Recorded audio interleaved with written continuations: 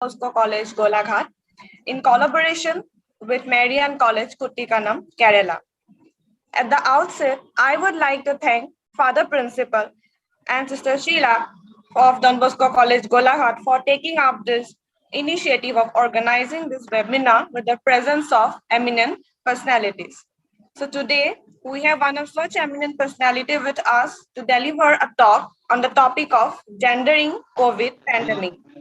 We feel extremely privileged to welcome Dr. Rupak Jyoti Bora, Professor and Sciences, Kaziranga University.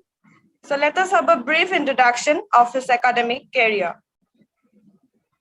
Professor Bora has done his master's, MPhil, along with PhD from Jawaharlal Nehru University, New Delhi.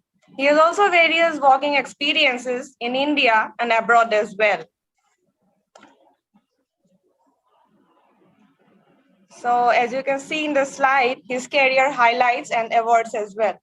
He is selected for the prestigious Young Strategist Forum 2019, organized by the German Marshall Fund of the US in Tokyo, Japan, as the only Indian participant. Other countries represented included the United States, France, Germany, Japan, Australia, and Indonesia. He is also invited as a speaker at the prestigious Jakarta International Defense Dialogue in 2014 in Jakarta, Indonesia.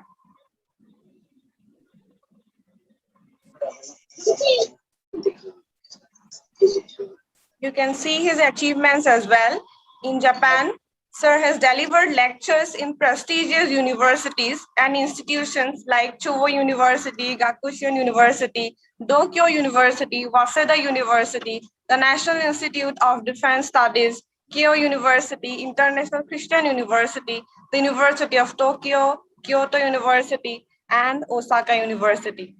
He has been a visiting fellow to institutes like Japan Institute of International Affairs, University of Cambridge, Australian National University, and he has also been invited for a program organized by the Northeast Southeast Asia Center for Strategic Studies based at the National Defense University in Washington, D.C., and conducted a research and presented conference papers in almost 18 countries across the world.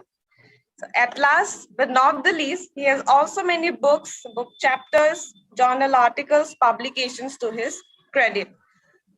We feel extremely privileged to have you with us, sir, and grace the webinar.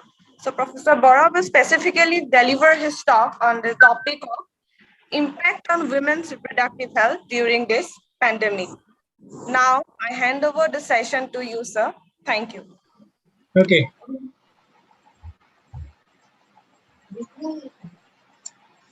Just a minute, huh? I'll just start off in a minute. Just give me a minute.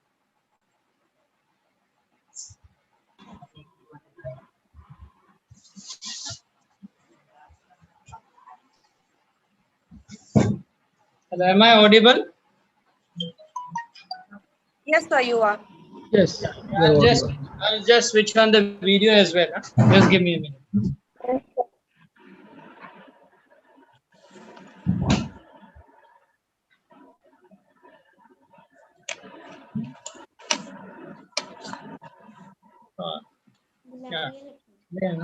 Yeah. Okay. Now, am I visible? I must be visible as well, right? Okay. Yes. So thank you, Miss Handy, and to the Don Bosco College in Golaghat. It's a privilege to associate with you, and it's a privilege to be delivering this lecture, as we know. And many thanks to my colleague Madhuja as well, who has put me in touch with the Don Bosco College in Golaghat, sorry. And it's a privilege for me to be associated with this institution because I have had many friends from Don Bosco. Hello, excuse me, sir. Hello, sir. Yes, sir. We are not able to see your face properly. We can see only your eyes. Could you adjust your... Yeah. Yes, that is better. Thank you, sir. Is it better? Yes, yes, that is fine. Okay. Little more back if you go, it will be finer. No, you are going up. I'll pull it this way. Yeah, I think so. Yes, yes. This is better? Yes, excellent. Yes. Okay. Yes. So it's a privilege to be speaking at this particular forum. So I think without much ado, I think I should go straight into the seminar. And this one day, I think this is a 3-day event, if I understand correctly. And you have had a series of speakers talking on various topics. Now, the topic of this national webinar is on gender in COVID pandemic. So I think that is a very important topic to which we should be discussing in these times, in the times of COVID. And my specific topic, the specific topic is that has been allocated to me is impact on women's reproductive health. So let me give I'm not exactly an expert on this topic, but let me give you a broad overview of what has been happening since the pandemic began. And I'm not only talking about India, but across countries, across the world as a whole. Because as Ms. Handik has presented, I have been fortunate to have been a part of various institutions both in India as well as outside India. So let me give you a broad overview of things. So I think this COVID pandemic has come at a very it's made life very difficult for women across the world. On one hand, they have been involved in household work, because I think we have had whatever support systems we have had, we don't have access to them because of the COVID restrictions on people-to-people contact. Many of us have had helpers to help us with our household work and other things, but these are not accessible now. At the same time, women with children, now children are stuck at home, including at my own home. I have 2 kids. They are stuck at home because schools are closed. So, and on top of that, those women who are working, they also have to manage the office works from home. So all this has put a huge amount of, I think, pressure on women to manage between the different types of tasks, both at home, outside home, and to finish the tasks given to the kids as well. So this has put an unseen. This has never happened in earlier. The last time such a pandemic happened was the Spanish flu of around 1918, 1919. None of us were born then, so it's a once in 100-year event, and this means that this kind of an event was not foreseen. I think there has been some laxity on the part of all governments, not only the Indian government, but on the parts of all governments in responding quickly to the events. You see, the the COVID virus started in the city of Wuhan in China in 2019, but it rapidly spread all over the world because today's world is an interconnected world. It could have started from anywhere, but it spread rapidly all throughout the world because air travel is very much a commonplace occurrence now. So once it spread, you have seen its impact on countries like the United States. We have seen its impact on countries like Brazil, in South America. The countries in Asia have also been impacted, India, Bangladesh, and others. And also we see its impact on far-off countries, even in Australia and New Zealand. So there is no part of the world which has been left untouched.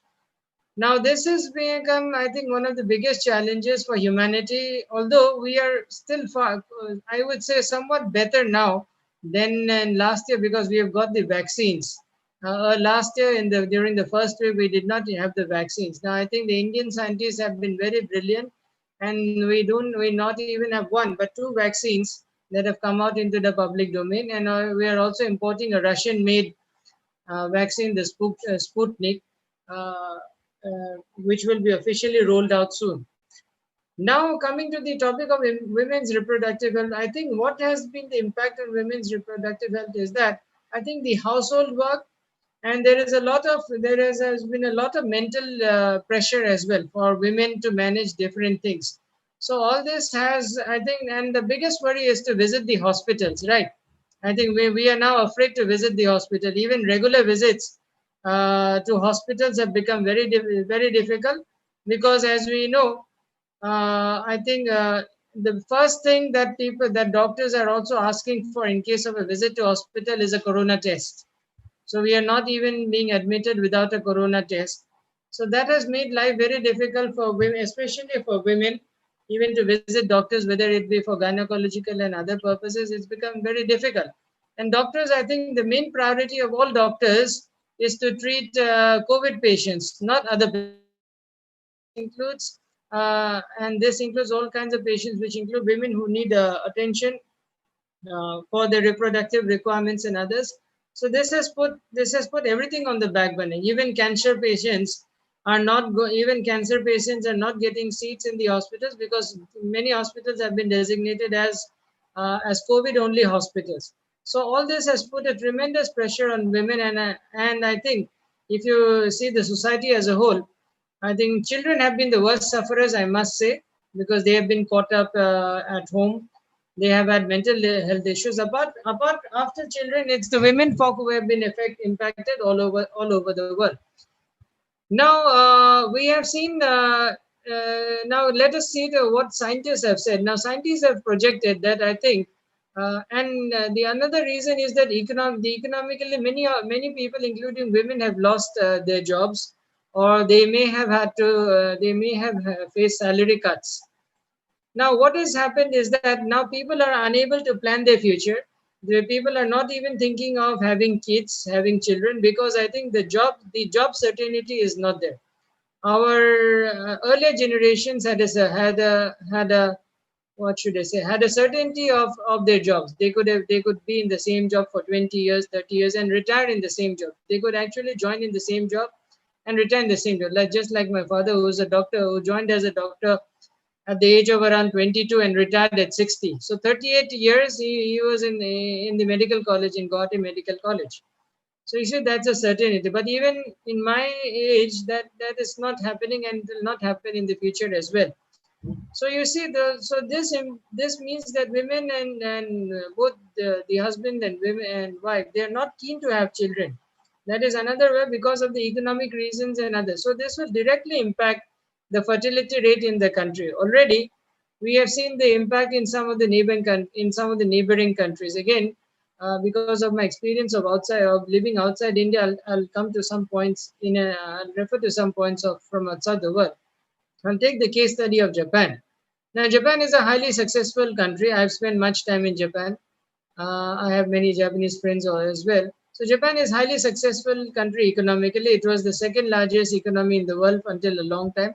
Now, of course, it has been displaced by China. It is the third largest country in the world.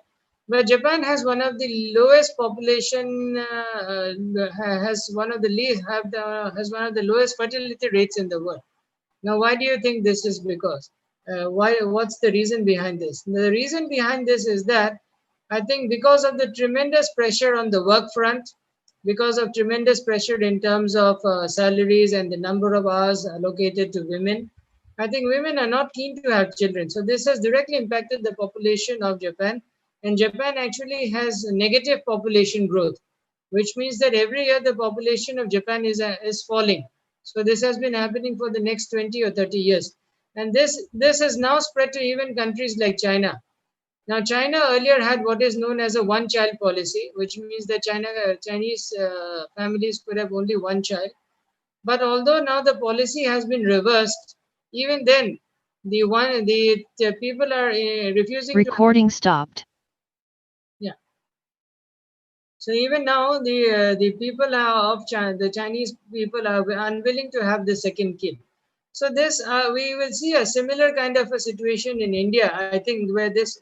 So India's, I think, fertility rate was, I think, is much higher. Recording in progress. Yeah, India's fertility rate was much higher than many other countries in the world. But I think this will be a break with that. And I think we will not see a negative fertility rate in the next few years. But what we'll see is a certain downturn in the fertility rate. And COVID will be one of the major reasons behind it. So I think there will be two worlds: one, the COVID world, the pre-COVID world, and the post-COVID world. So I think COVID marks a break. COVID marks a break with the past. And mind you, if you have any questions on whatever I'm speaking, please please note them down. And later on, after my presentation ends, I'll be very happy to field questions by anyone. So COVID, in my view, marks a break between the past and the future. I think it's a sudden break. which nobody of us was prepared for. And this has been seen in the case of women's reproductive health as well. Now, what is the way out? Now, is there a way out? Because as social scientists, our job is not only to see the problems, but also to suggest solutions. Now, I think one major solution for it, I think, is the distribution of household work. I think we men have to come out, and I think we have to share the responsibilities for the household. Because, for example, no women can do this alone.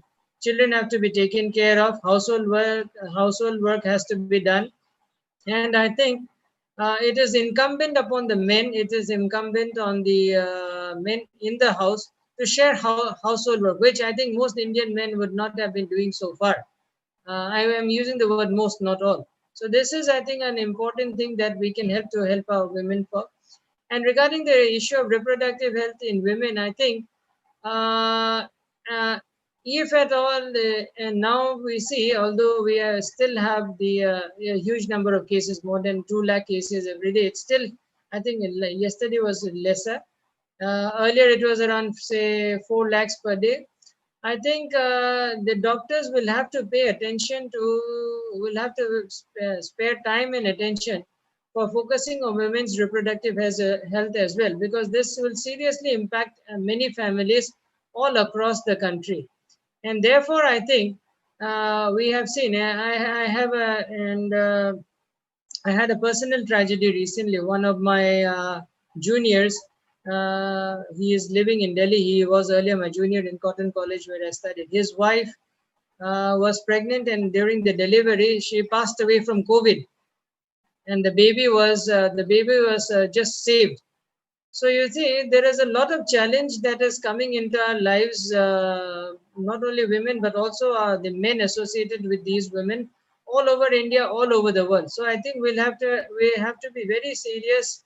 We have to be very careful with our behavior, with the way we treat the women folk. And I think the most important aspect of it is, I think, sharing the burden of household work, sharing the burden, I think, is very, and a very kind and understanding attitude is very important, because I think women are at the receiving end of many things, whether it be household work, whether it be official work. So I think that this is a very serious challenge in their lives, of which we have not seen the likes of which we have not seen in the past. And I think therein lies the major challenge. I think different governments have been trying to help the women folk. For example, the central government in India, they have special schemes for taking care of the women, but this was there during the pre-COVID times as well.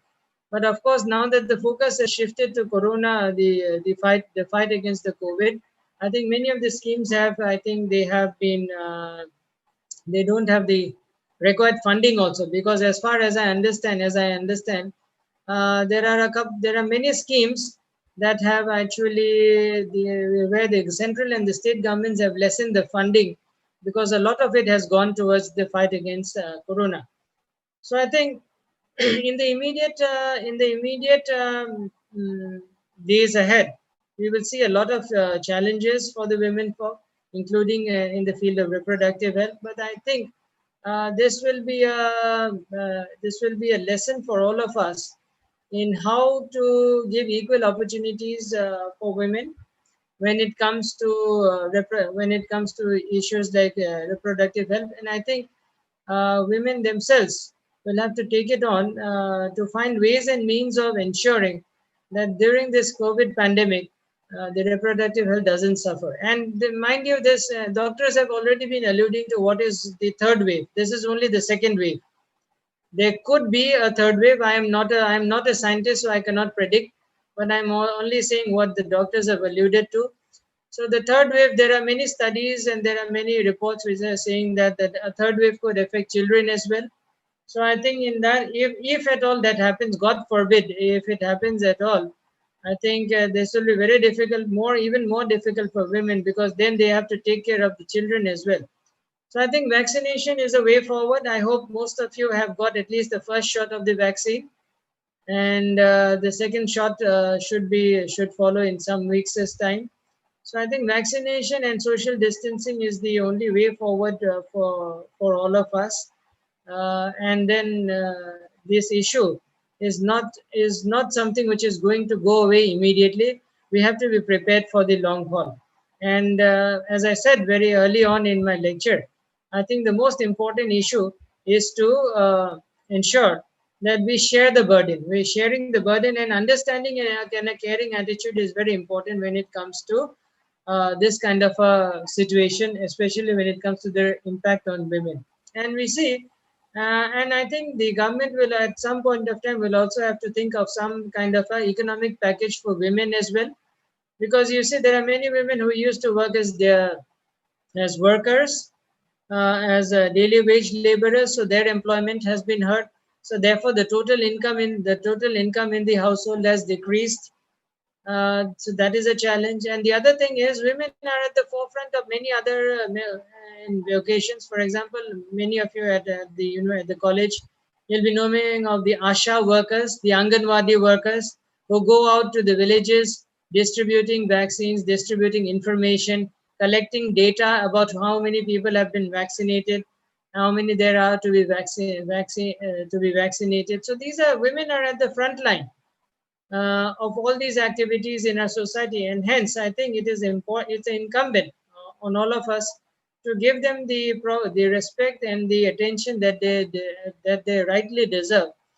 And I think if at all we are successful in doing that, I think things will be a lot easier for the women folk in our society. This is a case of, as I said, serious women putting up births because of the challenges or economic condition is not secure. There is no guarantee that jobs. India is already facing a big loss in terms of employment. We don't know when the situation will improve. So women, as I said, putting up births, fertility rate is going to be directly impacted. I have said earlier also that visiting the doctors is becoming a very tedious process. It's becoming a very risky process because we can contract COVID also while visiting doctors. So that is another risk. Thirdly is that a lot of household work, lot of official work comes home, and when you are at home, it's very difficult to separate the official from the unofficial. So this is a new reality that that has dawned from all of us. But on the positive side, I am an optimist by nature. So, but on the positive side, we see we have a meeting like this on Zoom. We can use technology to highlight our concerns. We can use technology to speak to people who are suffering, who are suffering. So women folk can use this help. There are many helplines also which are now available to women. So maybe they can use these helplines to talk to people and highlight their concerns. They can also use technology to reach out to people who are experts on these subjects. And both the central and the state governments they have opened up many helplines which can help people to connect with the specialists in the field. So I think we also have to look at the positive side of things, and it's not only negative, that there are a lot of things that we can get out of this the use of technology. Because there is a saying in English that one cannot we have to adjust our sails to the wind. Now the wind is very unfavorable for all of us, especially the women folk and the children folk, but we'll have to adjust the sails according to the wind. So once we do that, I think it will be much easier for us to fight with the situation. Because as many observers and as I have already said, it's not going to go away anytime soon. It is here to stay, and it deserves already we can see some signs of it declining. But even that mark, we are around the 2 lakh mark in terms of all India cases. That is a huge. It's quite I think quite a risky number to have. So I think I always do that in my other lectures as well, because a lecture is not only a one-way street. It should be a dialogue. So I'll be very happy to field questions from any one of you who is interested in the topic, and feel free to and we'll discuss many other topics during that time also. So with this, I'd like to actually end my in my presentation, but I'm here to answer your queries on this topic and related topics as well. So as I said, just let me end with one thought, that there are many negatives of the current wave of the pandemic. women's reproductive rights have been seriously impacted. It's very difficult to it has been a very difficult right for women. But at the same time, technology will help us to overcome some, and that is I think what I would say is my take on this subject. Thank you for giving a patient listening, and the floor can, I think I'll hand it over to Ms. Upasana, who can open it up for questions. And if any of you have any questions, comments, please feel free. Thank you so much. Thank you, sir, for such an informative session, and it really enlightened us. And I think in these testing times, keeping one's health, both women and men, is the topmost priority. So now I would like to tell all the participants to give your queries, doubts, your opinions, any suggestions in the chat box, so that And can I see the chat box? If there are any questions in the chat box, I can take it up directly from there as well. I can read the chat box, right? Yes, sir. Yes, you can. Yeah, but you can direct them to Miss Upasana also, and then she can let me know. I'll be very happy to field the question. Just give me a 1 minute break. I'll just have a sip of water. Yeah, sure, half sir. a minute. Yeah.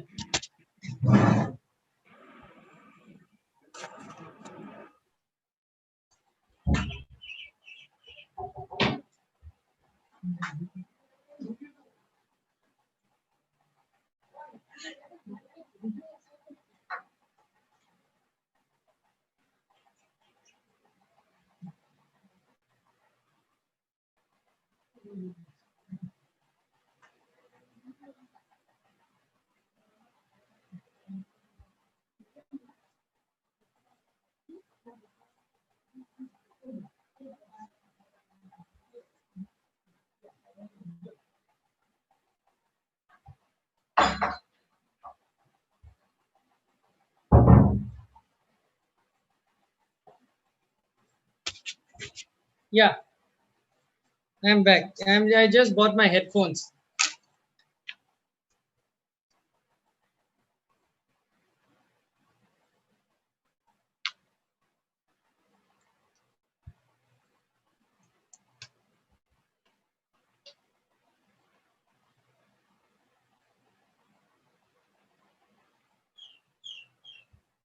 Yeah, any questions from anyone?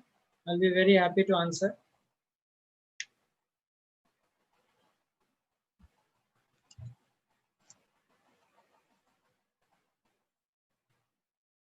Yeah, am I audible? Yes, sir, you are clearly audible. Yeah, so if there are any questions, any queries?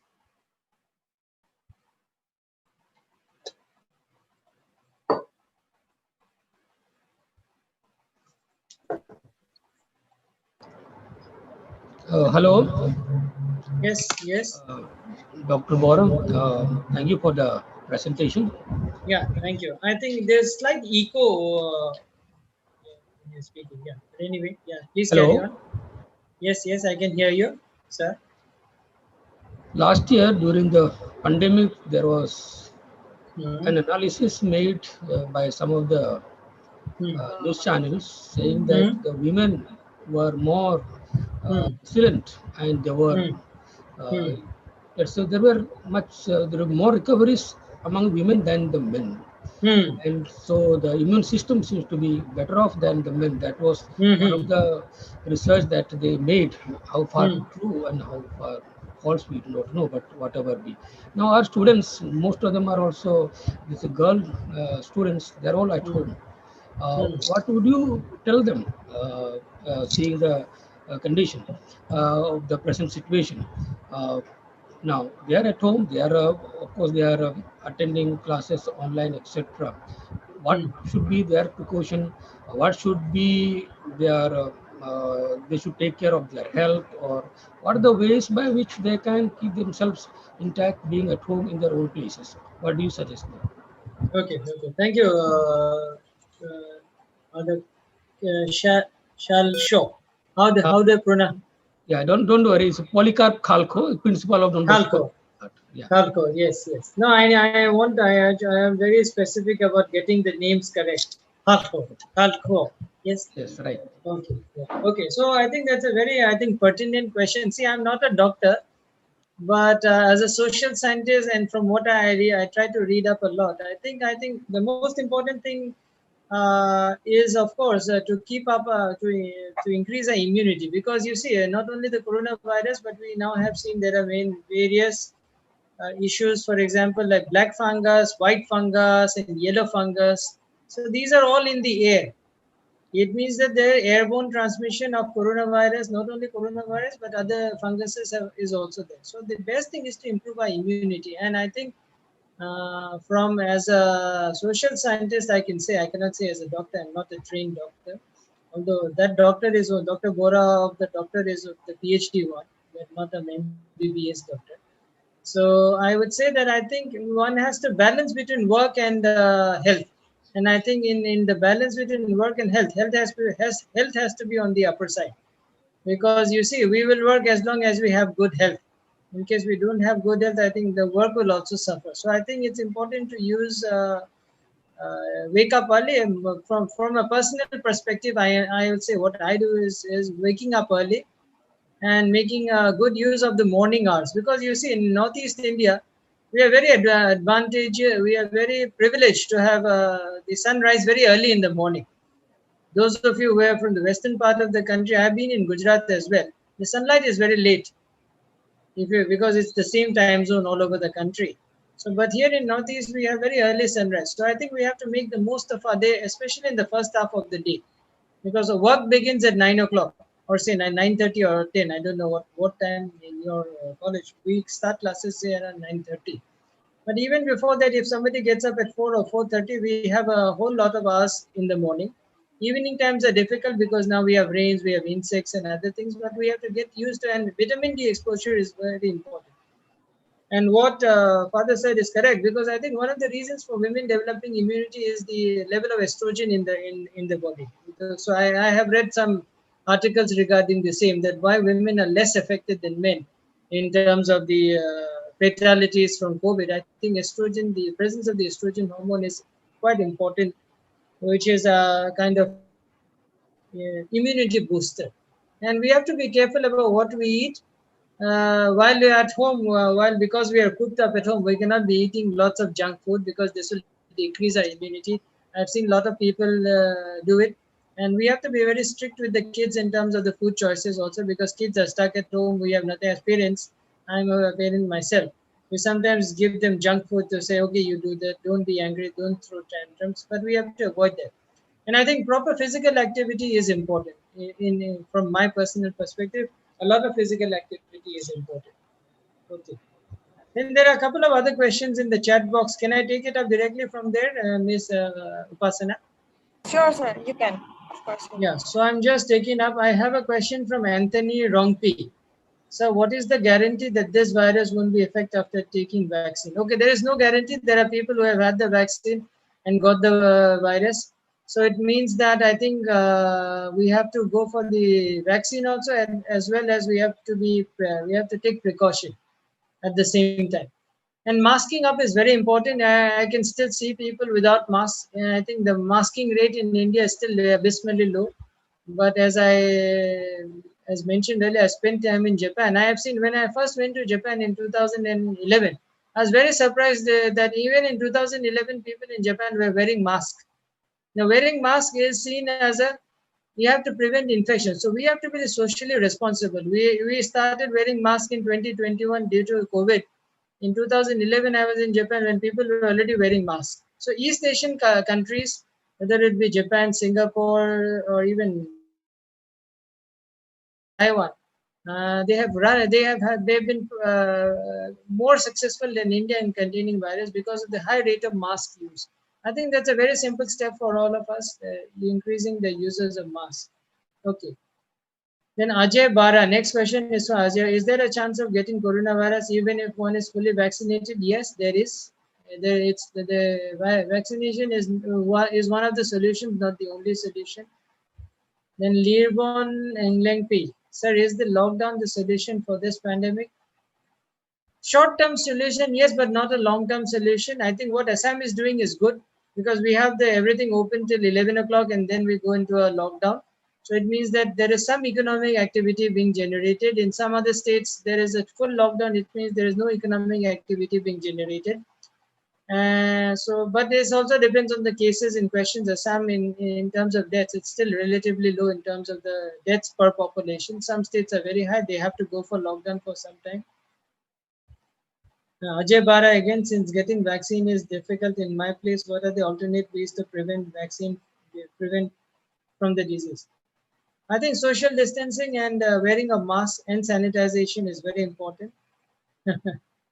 In Ria Panna, what's the reason some people are dying after getting vaccinated? I have no answer for this. They may have comorbidities also, and if people are not dying only from corona, but there are comorbidities also. For example, the famous Assamese literature, Homen Borgai passed away recently, but he was diagnosed as COVID negative, right?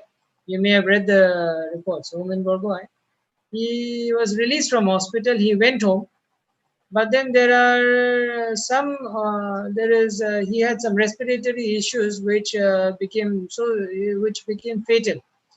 So you see, you have to understand, in order to tackle this pandemic, I think we have to understand how this virus attacks the body. So it reaches the lungs, it multiplies, and it impacts the functioning of the lungs. So once the lungs are impacted, it means that the oxygen supply to the rest of the body becomes less. So other organs of the body also start functioning less and less. So I think the most critical thing to understand this is how the virus multiplies, how the virus responds in the body. So once we understand, we should try to read up as much as possible about the virus, because I think there is a saying, again, I like to use phrases when I talk, know your enemy. I think here the enemy is coronavirus, and we have to know it very well. How it enters, when it enters, how does it multiply, that is very important to understand. Okay, what's Lawrence Minch? So do you think work? Just I'm missing the question.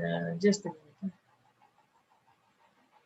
Okay, do you think working woman has more chances to get infected than housewife? It depends on where you are traveling, whom we are meeting. Not necessarily. If you're working in a safe environment, if you're working with social distancing, then you should be as safe as a housewife too. But at home also, there are many people who keep coming and going. The laundry person comes, the newspaper vendor comes. Sometimes the vegetable vendor also comes home these days. So there is no scientific study to dissect this kind of issue. Okay, just yeah, one by one. Kenzingo Matthew.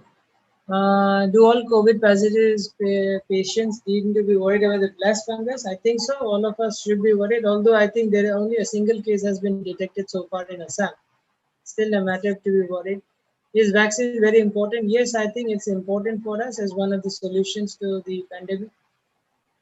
Dilbar Barla. Many people are getting sickness and taken to hospital, but instead of dying at home, many are dying in hospital itself. I think hospitals are also overcrowded. Dilbar, if I can answer it. Well, hospitals are also overcrowded, and I think doctors, are also overstretched.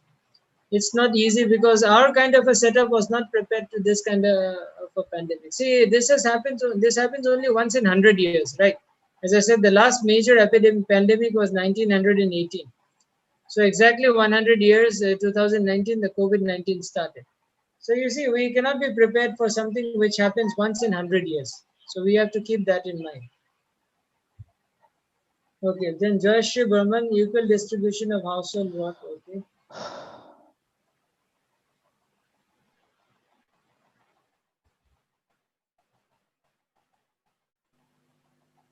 I think Joyshri, being multi-skilled is a good thing, but I think the household work has to be distributed equally, because now there is much more work in the house than before. For example, teaching the children, taking care of their homework, taking care of other things. I think it is very important for men to contribute, because otherwise, earlier, say, there was a distribution in terms of because the children were going to school, teachers were taking care of some of their studies, the homeworks were being checked. But now, because children are at home, also, and they move around the house, they will dirty the house, then they also have their own psychological issues. So this is also a big challenge for women. So I think while being multi-skilled is good, both in personal and professional work from, but I think men will have to contribute much more, because there are, I think these are uncertain times, and these are not going to go away, as I said, immediately. Pratyashe Barwa, okay. There are certain stereotypical treatment which directly impact women's health. Both are abused. Yes, of course, there are some stereotypical treatment. We can see that in the mass media. We can see that in the television commercials, where women are shown as taking care, doing the household work. So it is directly, it implies that women are to take care of all the household work themselves, while men do the outside job. So I think that kind of stereotypical behavior the society has to get rid of. And even during, I think, the media has to be very careful. They have to do a kind of a self-analysis of whether they're portraying the right thing or not. Wow, now I'm getting a lot of questions in chat box. Yeah, just give me a minute. Pandemic affects the social life of individuals, definitely, for sure. So this is why it is very, very important to have a good set of friends with whom you can share everything. And I am lucky that I have close friends. All of my close friends are my school friends, those whom I know for the last at least 30 years. So it's important to have a group of close friends with whom we can share everything, because there are a lot of mental health issues that are cropping up, not only among women, but also among men and children.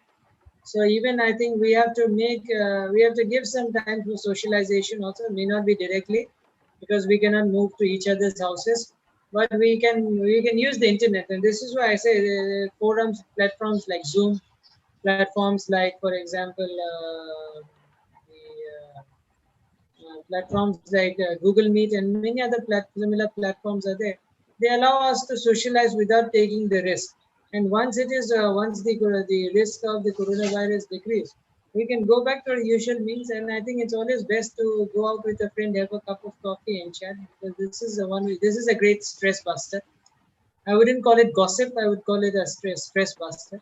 Once, if you do it every day, it could become gossip. But if you do it once, sometimes it's a good stress buster. Then NX75. I don't know who's NX75, but is vaccination important to us? Yes. I think vaccination is important, but there are, of course, it is also true that there are some people who are dying after vaccine, but they may have other comorbidities as well. It's very difficult to say they died because of the vaccination. They may have other previous comorbidities as well, which is why they could have died. So I think vaccine, I think the Indian scientists have prepared the vaccine. So I think it is better for us to take it. And Indian scientists are renowned all over the world for their skills. So I think at some point of time, it is very good to have the vaccine. And now we have two options, Covishield vaccine, and then the Russian vaccine, Sputnik is also there. So I think this will be rolled out soon. And I think this is one of the solutions, not the only solution. Then another question from Matthew. Does the vaccine reduce our immunity? I don't think so. You may fall sick for a couple of days, but then this is actually because it means that the vaccine is working. So this may happen, and not all people feel all kind of. Yeah, I think it is very interesting. That's why a number of questions are coming, and I hope it will encourage, it will inspire all the people, those who are participating in this webinar. So one question that is from Sandrika Mara. Yes. Sir, Nobel laureate Luce Montagener has confirmed that there is no chance of survival for people who have received any form of the vaccine. What you say about it? That is from Sandrika Marak. Okay, I think I have to read the statement before I say anything. I cannot say, I think Chandrika, you have written the statement. I have to read the statement to confirm it. I cannot say without reading and without reading the entire story. I never do that. I don't do that in my class also. I not do that here as well. Yeah. So let me, I have to go through it, the entire story, and then only I cannot comment now. Yes. Sir, I have a question. Yes, yes, Mr. So, Vijay. first of all, thank you so much, sir, for your highly informative presentation. Generally, when we are talking about COVID-19 and women, basically we are talking about the issues and the problems of the household women and other women. But we are not at all concerned with the sex workers who are working in the different parts of the country. So, what is your view about these sex workers? Because I think government should formulate some long-term policies for the betterment of these categories of women. We are not at all concerned about these categories of women. So I ask you this question, sir. Yeah, I think this is one area where it's a gray area because not many people like to talk about it, but it is a reality of our society. And I completely agree with you that the government has to take steps towards these categories of women as well, because they are very vulnerable. And while other people in the society have been taken care of, or there is at least some kind of a healthcare, there is at least some kind of a scheme that reaches out to the various these sections of women. But these sex workers, I think it is they're almost an unknown entity. The government schemes don't reach them. So I think a special care, and so this is where I think non-governmental organizations have to step in. And here we have a program in Kazan University wherein our students go out to different fields, and they they work out with the different kind of the people who are left out in the society. These are one of them. So I think we have to formulate some kind of a special scheme for them, because otherwise they'll be left out, and Yes. these circumstances are very worrying for them. Yes. Thank you, sir. Yeah, thank you. Yes. Any more questions? Mr. Sharma, you are also from Don Bosco College? Yeah. I am coordinator of this webinar. Yeah. Okay. I think it's a very important topic that you people are highlighting. I think this is very important in today's world and in today's times. It's very important. Yeah, it's relevant at this point of time. It's highly relevant, I would say. It's highly relevant. So I just want to reiterate one point from your lecture only. So you have said the sharing the burden. Sharing the burden is the key word, I think. Yes. The world would have been much a better place for us if everybody think like this. Because now we have been in all our homes. We always see our mothers walking 24/7. Like we have been seeing our brothers, father, they have been taking breaks from their work. Because they are doing work from home, something like that. But our mothers, our sisters, they have been working continuously. Yes, I For think them, the women. it's like, yeah. So before we think, we always have to put ourselves into their shoes, because we continuously always we demand that we need this, we need that. So that is a very good thing. If everybody would think like that, the sharing the burden would be the key factor. The world would have been a much better place, I guess. Yeah, thank you for liking that word. I think it is a very important phrase. 3 words can mean a lot of a difference. For example, Barack Obama, when he became during his presidential campaign, he said, "Yes, we can." So just 3 words. So here also, the 3 words, sharing the burden, is very key to fighting this pandemic, and we are all in it together.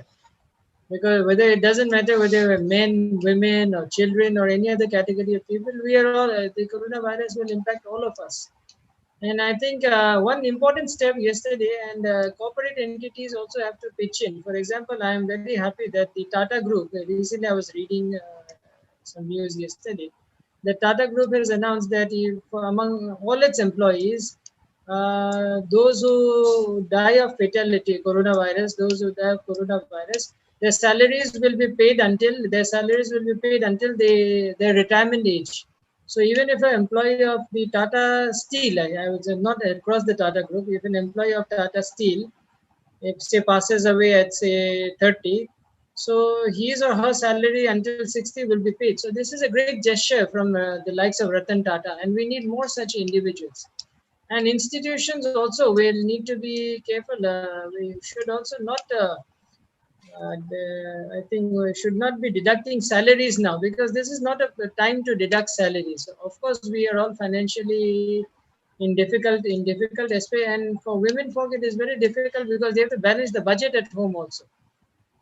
You have to balance the budget at home, and if the salary cuts are there, it's an even higher burden for them, because as I said, another thing, as I said, we don't know when it will end. It's not clear. Nobody can give a clear timeline. And unless, and the other thing is masking up is very important. See, I now work here in Dbc University, and from what I have seen, and even now, not all people are wearing masks. I would say roughly only say 60 to 70% are wearing masks. 30% people are still without masks. I don't know what is your perspective, but there are those who are wearing the mask on the necks. Okay, sir. One question is coming from Ajay Bara. One question is coming from Ajay Bara. Okay. Sir, please give some tips to increase the immune system according to your experience. He's asking about the tips. Okay, I am not a doctor, so I am not very well qualified to say. I am doctor means a PhD doctor. Exactly, Ajay Bara. So I think, in my opinion, if you go for a yoga or some exercises, then I think it will definitely help you. No, I think the key is to do. I think the key is to get physical exercise. It can be yoga, it can be cycling, it can be walking, all kind of physical exercises. Physical exercise is very important, and I always say this: in northeast part of India, you have to wake up early. Please wake up early and get the sun. Yeah. Because you will miss it the day you leave the northeast. Because I missed the sun while I was in Gujarat and other parts of the country. I've been in, for example, in Mangalore also, in Karnataka. So we have very late sunrise there. So, but the office, we still need to go to office there at 9 o'clock. Here we are getting up. Here we have sunrise at 4 and we go to office at 9 o'clock. In Gujarat, we have sunrise at 6, but go to office at 9 o'clock. So it means that we have only 3 hours from the time we get up in Gujarat and go to office. But here we have 5 hours. So why not make the most of the early morning sunrise? And vitamin D is also an important immunity builder. So along with vitamin C, you can take citrus fruits and others, but vitamin D is only from the sun. Otherwise, the only other option is to go for vitamin D supplements, which is not good because they have, but sunlight has no side effects. If you go early morning sun does not have too much of side effects. Now during the day, you may have side effects. You may get a sunburn or a heat stroke, but the early morning sun cannot give you a heat stroke. So that is my personal experience. I get up very early. I go for a walk very early and then make the most of my day.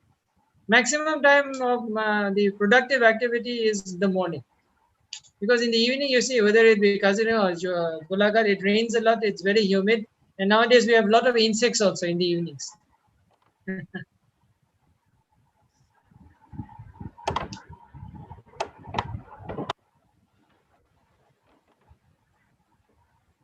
Any more question from any participant?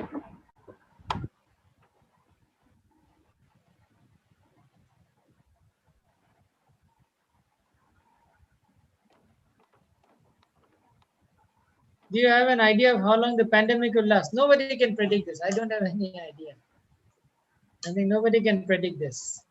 If we wear mask, it will end quickly. If we keep saying it's very hot, what garam lagi se kenake pindim, iman humid kenake pindim, it will continue. So we have to choose. We have to choose between whether you feel hot or whether you want to end up in a hospital. The choice is very clear. Either garam lagi se or hospital jabo. Kiba eta you have to choose. I asked this question as a social scientist. I'm very intrigued. People don't wear masks. I say, why? Kyo pinda nai mask? They say, iman garam kenake pindin. I said, then hospital or oxygen loi thakok na tam.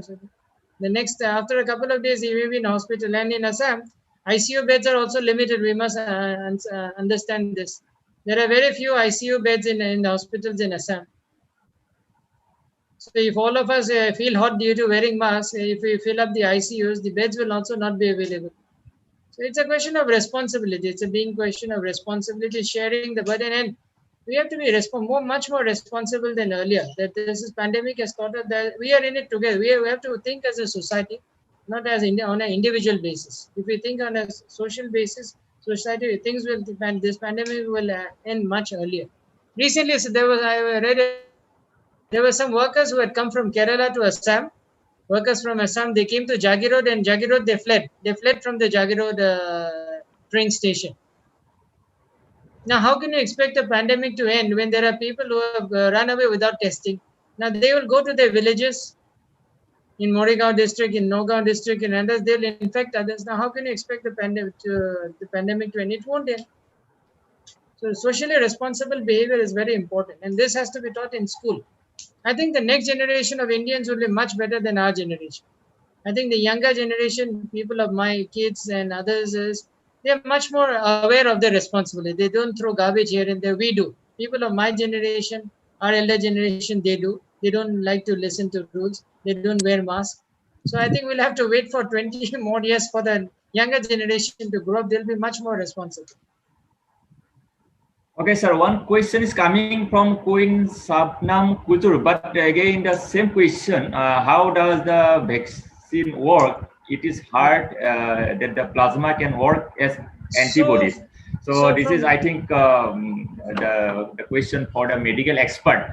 But still, if you have some idea to share, then I think. Yeah, I can say that. I think the vaccine, what it does is that it introduces some amount of the coronavirus strain in the body actually. In a small degree, it actually injects a small amount of the coronavirus strain into the body, which builds the antibodies. So how does any vaccine, it works by injecting a small amount of the virus into the body. This is how TB or polio or other vaccines work. This is from my understanding as a social scientist. So that is how what I understand. And plasma, I don't know, because now there are some governments who are saying that plasma therapy doesn't work. I am not sure about the scientific reasoning behind it. Earlier we were using plasma, but now some people are saying that plasma is not very effective. So as a non-scientist, I cannot comment on this, and I don't like to comment on things on which I don't have knowledge about. Dr. Bora. Yes, sir. I was quite happy to hear that you get up early and keep your activities going on throughout the day. Yeah. One thing you advise all of us, and you can tell us a little more practically. See, managing life regularly is very important, I feel. Yes. Because these days we have the tendency to, let's say, get up at whatever time, do whatever we would like to do. When we are in the college running, we naturally get up, go, because there is timetable. Right now we do have timetable online classes, but I can also put off my video and let's say mute my audio, and then I can also do whatever. So and then we can go to sleep also with a bag of chips. Yeah. So this regularity of life that you are making it for yourself, how does it help in your life? At the same time, how does it help our students and all of us to fight this pandemic? I think it is important to develop immunity, and this is what I learned. As I said earlier, I am a doctor's son myself, a medical doctor. So I think I picked up some things from my father, which is regularity and building immunity. You see, there are many viruses. He used to tell me that there are viruses. There is not only this virus, but there's many other viruses in the atmosphere. There's smallpox. There is chickenpox, isn't it? There is conjunctivitis. So there are so many viruses which are in there out in the open. But if your immunity is less, you can catch any one of them. So I think what we have to do is to develop a strong immunity, and to develop a strong immunity, a very disciplined lifestyle is very important. I think there has to be a routine for every single day of the week. Maybe Sunday and Saturdays and Sundays can be more relaxed. And as parents also, we need to set an example for our children, because if we are sleeping till 10 o'clock, the children will get up at even worse. So their schedule is also impacted. And as I said, I have traveled all over India. I've been in the south also. I've traveled to Kerala. I've traveled to many parts of Kerala. I think I have seen that. I think Northeast gets the Arunachal itself means the land of the dawn-lit sun, right? Arunachal Pradesh. And so we get the sunlight very early in northeastern India. So we must make the most of it. Wake up early, have a good walk. The sun is, unless it's raining very hard, we have to manage our time very well. And as I said, the evening time is not a very good time, especially in this season. It's very hot and humid. I can see many of you wiping the sweat off your faces in the video cams. So it is very sweaty. This is now you cannot go for more. And the government also has done it well. You see, you can do shopping by 11. Now you have to get back by 11. So why don't you go out, do your shopping, go for a morning walk, do your shopping and come back and then relax. And another thing is staying abreast. Reading a newspaper, watching news is very important because we must know what is going on in our society. Because unless we know what is happening, we think that this will not impact us. This kind of attitude will not work because it's like cyclone. Today a cyclone is coming as we speak. Right? It is going to hit Orissa. It is going to hit West Bengal and later on come to the northeast. So we can say that nothing will happen. Okay, it's happening only in Orissa. We are too far off. But just wait till tonight and see what happens. So it's like that. We have to follow what it happens, and we cannot have a kind of an invincible, I'm invincible kind of an attitude. Nobody is invincible, I think. And another thing I say is knowledge is power. Knowledge is power. You see, we must have knowledge of how to prevent it, how to minimize our risk. We cannot say, nobody can say, I cannot say that I will not become positive from coronavirus. I may fall sick. But the idea is to try to minimize the risk. Okay, we are flooded with a number of questions. One question, this is from Orginised. Sir, what will happen to the people suffering from different diseases? How to deal with any serious? I think this will suffer because, as I said, now all the doctors are busy with coronavirus, so the other persons suffering from disease like cancer and diabetes and others will have to suffer. Their treatment will suffer. Okay, Rita Munda is asking, since even babies are tested positive, then why only above 18 are eligible for the vaccinations? There is a simple reason: shortage of vaccine. The simple reason is very shortage of vaccine. And the other thing is we have not tried the Covaxin and Corona, the other Covishield for people below 18. They have to be tested first that they are safe for people under 18. And till now, the government had not thought of them as a high risk category. But if things persist, they will also, the vaccination has to be expanded to them also. But the testing has to be done. The testing has to be done. Okay. NX is asking, sir, if a person get affected with skin disease for prolonged period, then what kind of medicine should be taken? Oh, okay, I'm not an expert on this. Yeah, skin disease will be very. You have to consult a dermatologist for this. Okay, next question. I think its question is too long. Swati Priyanka, sir, there has been a mentality among the rural folk at present that hospital, which is a place that saved lives, has now turned into a place of doom. And at present, people fear visiting hospital no matter what. Sir, what is your viewpoint on this? I think people are afraid of visiting hospitals, but there is no way out. If the coronavirus is not, if it's under control, it is well and good. But if it is not under control, if oxygen levels they plummet, then we have to go to the hospital, come what may. I think, and you said among rural folk, it is also there among the urban folk. As I said earlier in my lecture, visiting hospitals has become very risky, and this is taking a toll on the women's reproductive health as well. We cannot visit, women cannot even people who need to visit the doctors for gynecological reasons are enough. Do not have the capacity to visit because of various reasons. That's an interesting question. Seema India, I have taken a slot, not yet. I've taken a slot, not yet. Seema India, Endeavor asked, have you taken vaccine? Yes. Not yet. I have booked a slot, yes. So I think we have almost come to the end of the session. Yes. Yes, so thank you so much for your an informative session, and we are extremely grateful for giving your valuable time out of your tight and busy schedule. So thank you once again. We'll hope to meet you soon again. Yeah, thank you so much. It's been a real pleasure. We are not too far off. Jorhat and Golaghat are neighbors. We are neighboring districts. So I hope to see you more often now. And as I said, the positive end of all this is that the use of technology. We may not have met had it not been for Corona, because we have organized this webinar and then we are using Zoom. So there are many good things out of this pandemic. Actually, it's saving the environment. You see, otherwise I would have to bring my car and come to Jorhat, or you people would have to come here. We are actually saving the environment. We are not burning fossil fuels and not spending any petrol. It's actually the environment is being saved, and as many people have shown, now we can see Himalayas clearly from places like Darjeeling, from some places in Uttar Pradesh.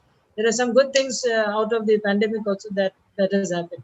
People are moving around less, and animals are having a better time. Nature is healing. Nature is healing. Yeah, we are suffering. Nature is healing. So I think this is in jest. I think jokingly I would say that this is nature's way of getting back at us. This is, I'm just joking, but nature is healing. I think you can see, if you have a chance to go out early in the morning, you can see very beautiful flowers also, and that is a good way of de-stressing. And I'll tell you, because of my experience in Japan. In Japan, there is a concept of forest bathing. Forest bathing means you go and walk in the forest. Please Google it up later.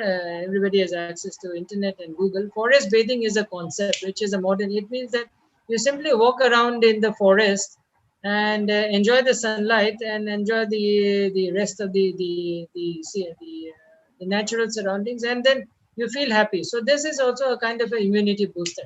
But don't do that in the forest of Assam, because there are wild elephants as well. So I'm not telling you to exactly go to the number forest to go for a morning walk. You have to be careful. In Japan, there are no elephants, but you can still enjoy forest bathing in some of the places where there are no wild elephants or wild animals. But morning, as I said, I'm a very morning person. You should make use of the morning, all of you, especially the women. So thank you. Thank you so much. Thank you. Thank you, sir. Once again. Thank you, sir. Thank you. Have a nice day. Have a nice day to all of you.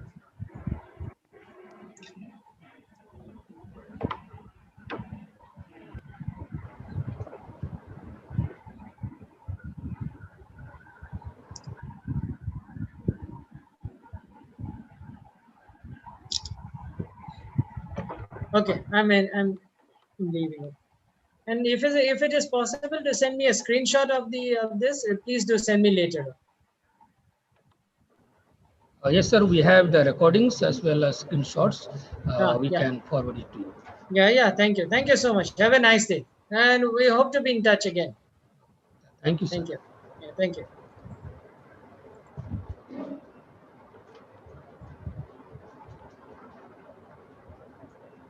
There was no valedictory thing. There was no Thanksgiving.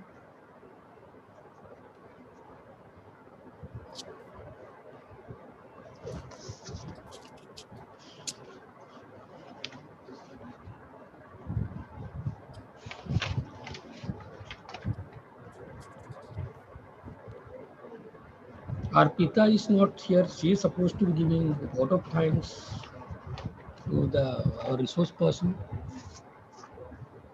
Anyway, we can, the moderator, please, we can tell us when we can go for break and then we can come back for the next session.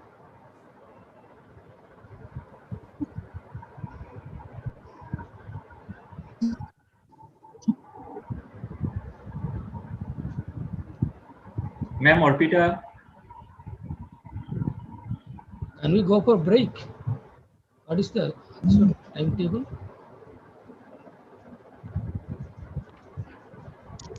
Yes. Yes. Am I audible to you?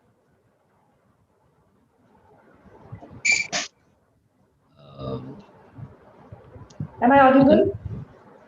Yeah, you are audible. I think we can go for break. Already time is running short. Yeah. And we can come back for the next session. Yeah, we can take a 5 minutes break.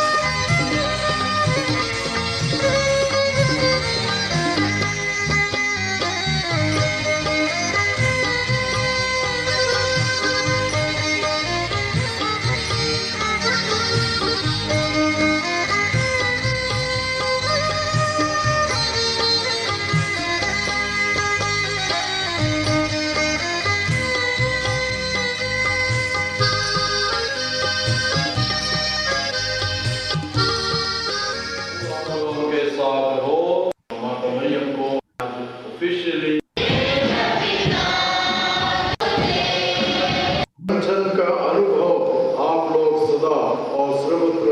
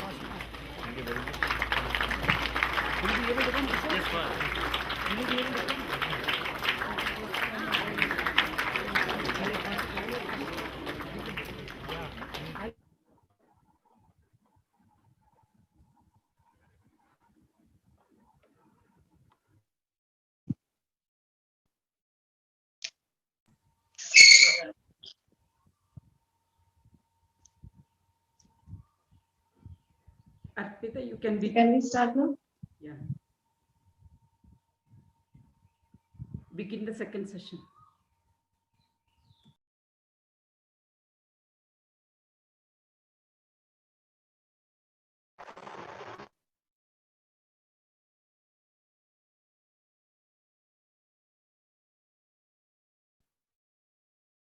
Good morning, one and all present here. So I, Arpita Golaghat, Assistant Professor, Department of Sociology.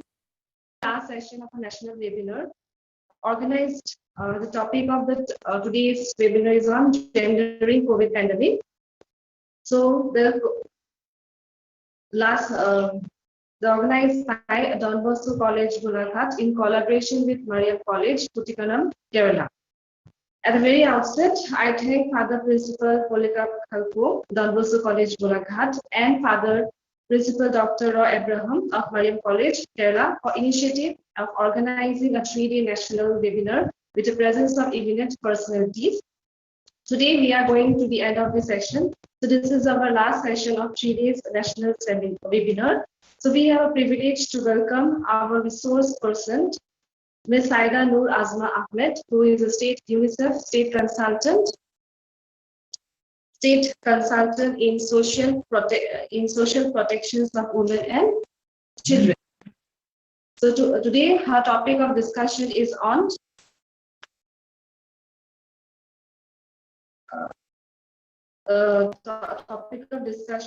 crime and violence against women during the pandemic. So I will give a very brief introduction about Noor Saida Azma Ahmed.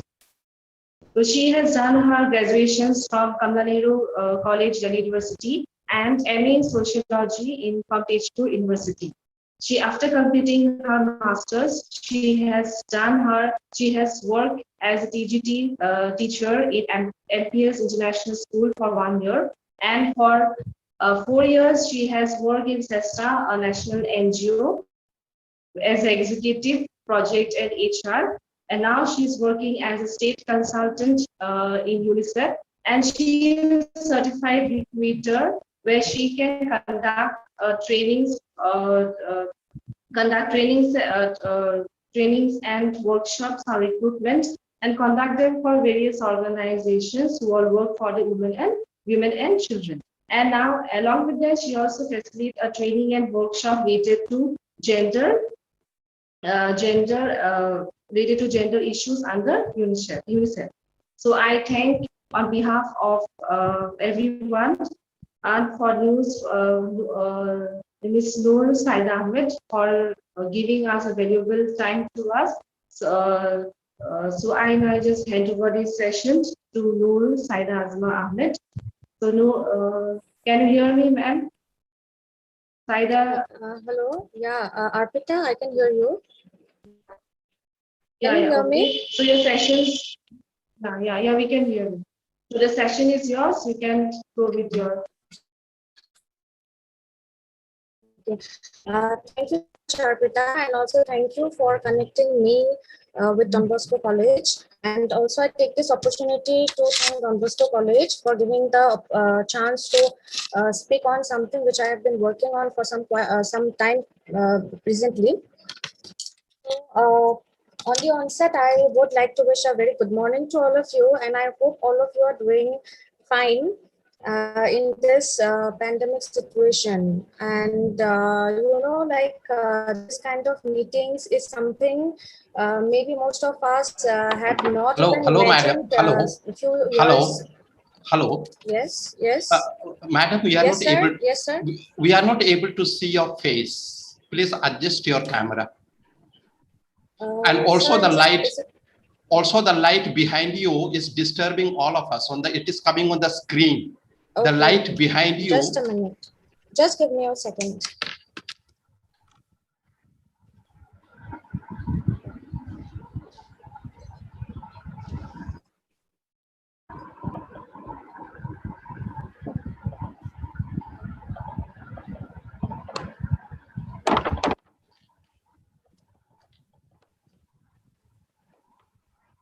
So is it fine? There is light behind you, looks like skylight. It is coming on behind you, light behind you. Window or skylight is open or what? Yeah, okay, just give me 1 second. I'll just adjust my spot.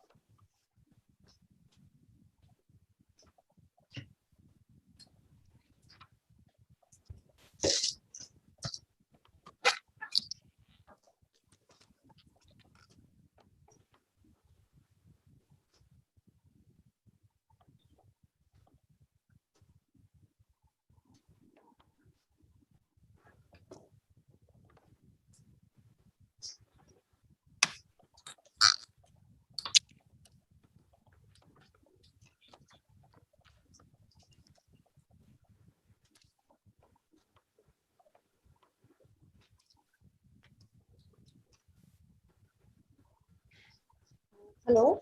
Yes, this is better. Thank you. Okay. Sorry for the inconvenience.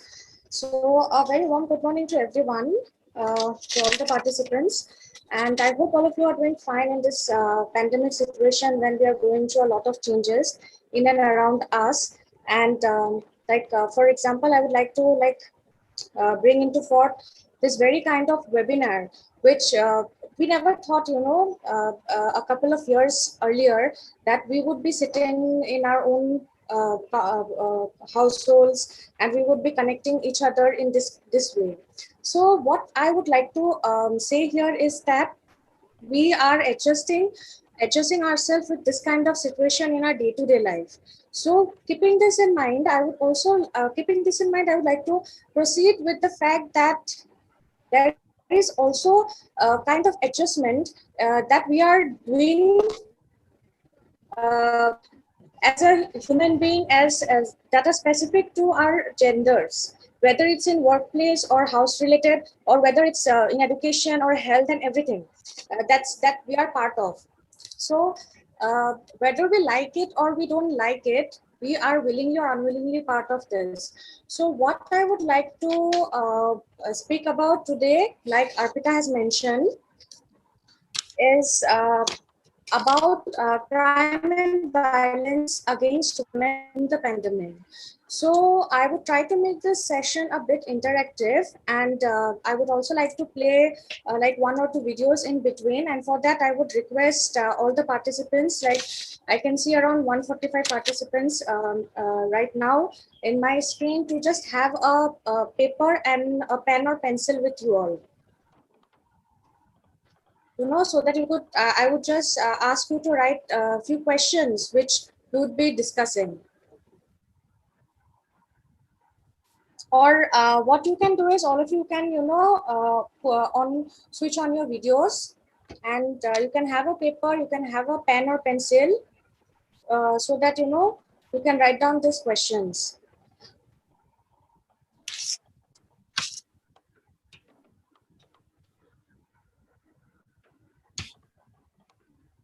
Can I have you all with your videos on?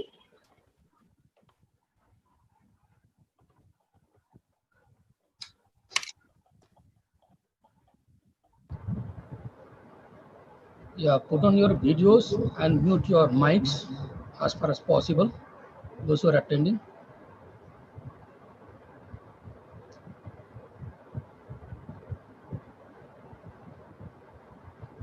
I've been sharing, is it possible to share screen? Can I share a screen so that you can see the questions? So I've just prepared a slide on that. Yes, yes. No, you can share your screen. Yeah, thank you.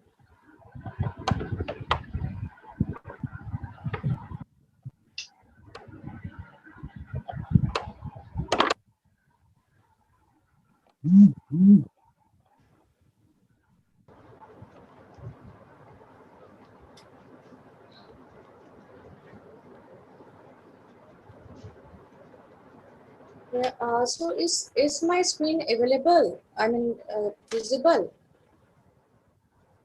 Yeah, it's visible.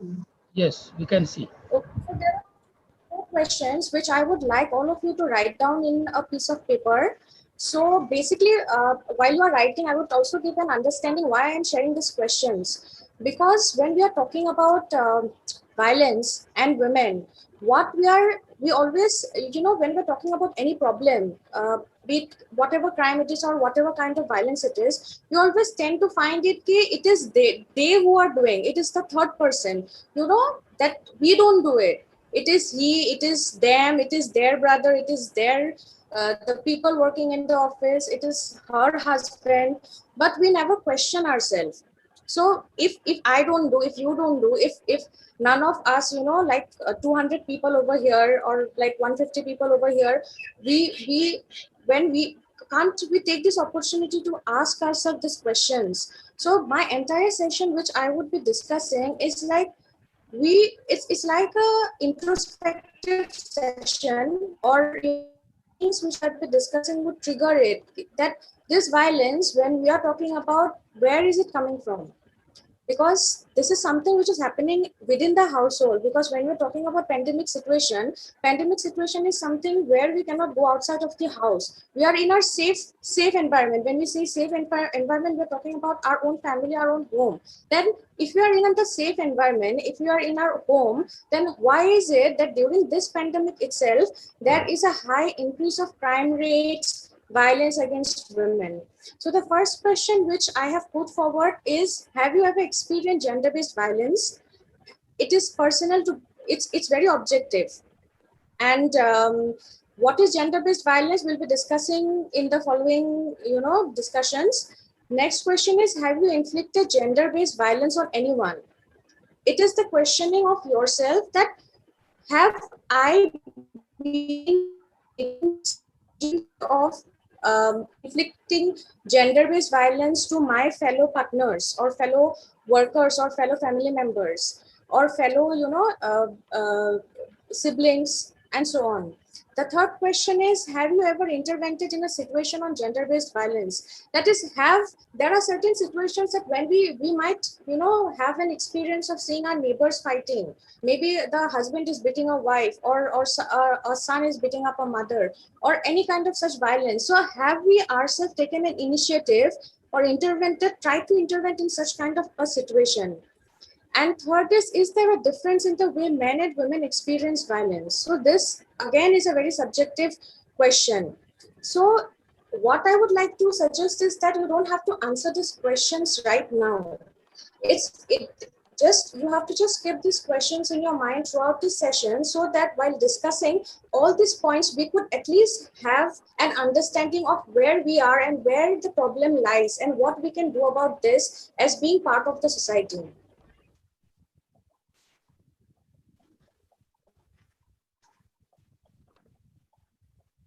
Yeah, so before proceeding forward with what actually is gender-based violence, I would like to speak on what do we actually understand by violence when we are saying violence. So there are various definitions, but one definition which has been actually universally accepted is the declaration made by the International Human Rights, which says that violence, against an individual is a means to control, to keep the other individual in a subordinate position. So we have to always keep in mind that violence can only happen when there are two or more people. Violence cannot happen with just one individual. There has to be two or more people, and when we are trying to have a control over the other person, the control may be in various forms. The control can be in the form of political control, it can be a physical control, it can be sexual, it can be psychological, it can be social, cultural, physical, and the list goes on. The basic thing is when we are violating the individual's right to life, liberty, dignity, equality, and bodily integrity. And there is a fear of the individual for the other individual. When there is the fear, whatever fear it may be, violence doesn't only mean that it has to be physical, that it can be seen, it can be emotional. So that is also a kind of violence, which we, in general, we don't accept it. We just neglect it in any way. So this is a violence, and violence can be like, for one example, it's not, when we're talking about this kind of violence, it is gender neutral. Suppose for the example, I would talk about murder. Murder is a violence, it's a crime, but it can be a man, it can be a woman. It is not gender-based violence. It is a violence, it's a crime, but it's not gender-based. But when we're talking about gender-based violence is some kind of violence where it is directly directed to an individual based on his or her gender. And particularly when we are talking about gender-based violence, it's basically the women. We are talking about the girls and women. And there are certain features or characteristics when we talk about gender-based violence. One, when it is directed individually based on the gender of a person, which normally it's the women in this case. And secondly, it is the woman who goes through this fear, either physically, either psychologically, either sexually, throughout her lifetime. And gender-based violence, when you're talking about the third point, it is that this kind of violence doesn't need to take place only in the public sector or private sector. This can take place in any form. It is not that, you're traveling, you are a woman, you are a girl, you're traveling by bus, or you are in your workplace and you face some kind of violence over there. This kind of violence can also happen in your safe place, that is your home, or when you are with your partner, with your family, with your loved ones. So this kind of violence doesn't have a space, that this happens only in public sphere. So why would my family or anyone's family like to, have influence us or harm us physically or psychologically? We always have this kind of attitude, which is actually a myth. And the last one, which is one of the most important characteristics of gender-based violence, is it is a problem which we can find across the world, irrespective of all races, irrespective of any ethnic group, any classes, any nationalities. The woman may belong to any religious group, may speak any languages. It is common around the world. So it's not a place or region or religion specific. So it is gender specific. So these are the differences between violence and gender-based violence. Like one example which I had mentioned when we were talking about violence is that murder. it's not it's gender neutral. It's not gender-based violence. But when we are talking about gender-based violence, their number is, the list is very long. So when we talk about gender-based violence, there are some forms of gender-based violence when we are talking about can be dowry deaths. Dowry deaths, we don't have any cases till now where there has been a male death that has been reported that the cause of this male death is because of dowry. The second is rapes of all kind, be it child sexual abuse or incest or incest taboos, which happens within father, daughter, brother, sister, and so on, within close relatives also. And rape, again, there are 3-4 kinds which has been subdivided. Next we can talk about marital rape, which is very much common in this century actually, and which is not even spoken of. And we'll come to it that within this pandemic, this kind of violence and crime has actually increased in number. Then we have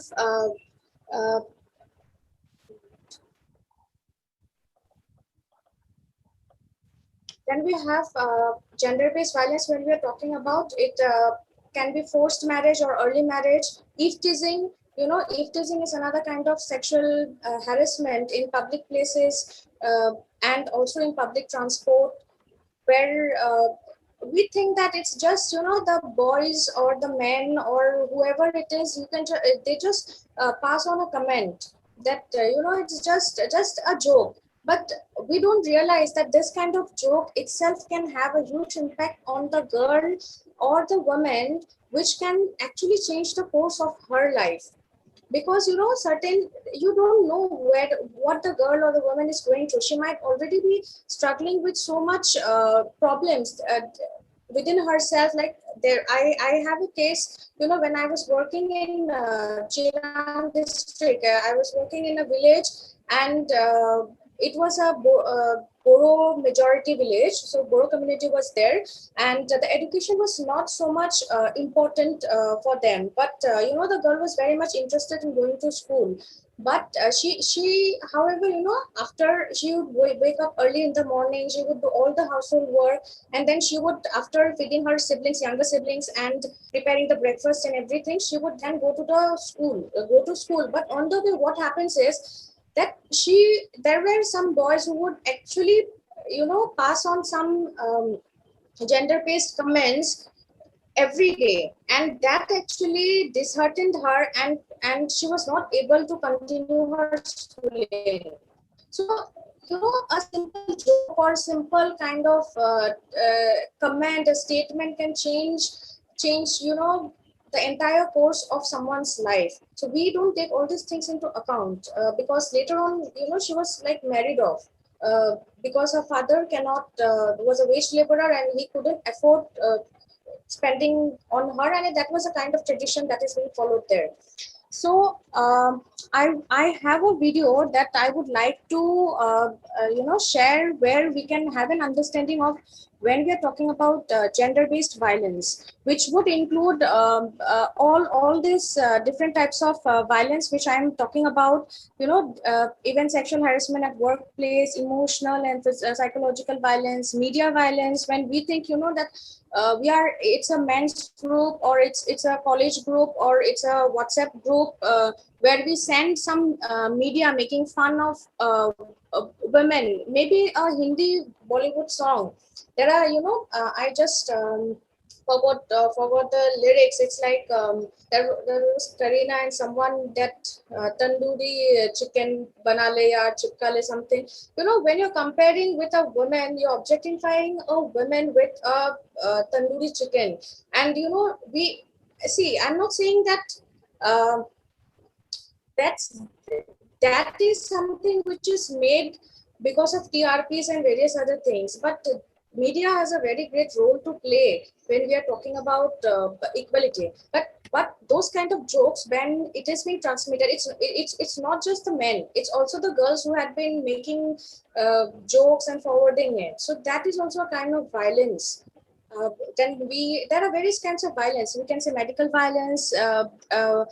Again, there are different violence to mentally and physically disabled women or children. That is also a violence. And so I would just share the video so you can have a look at it.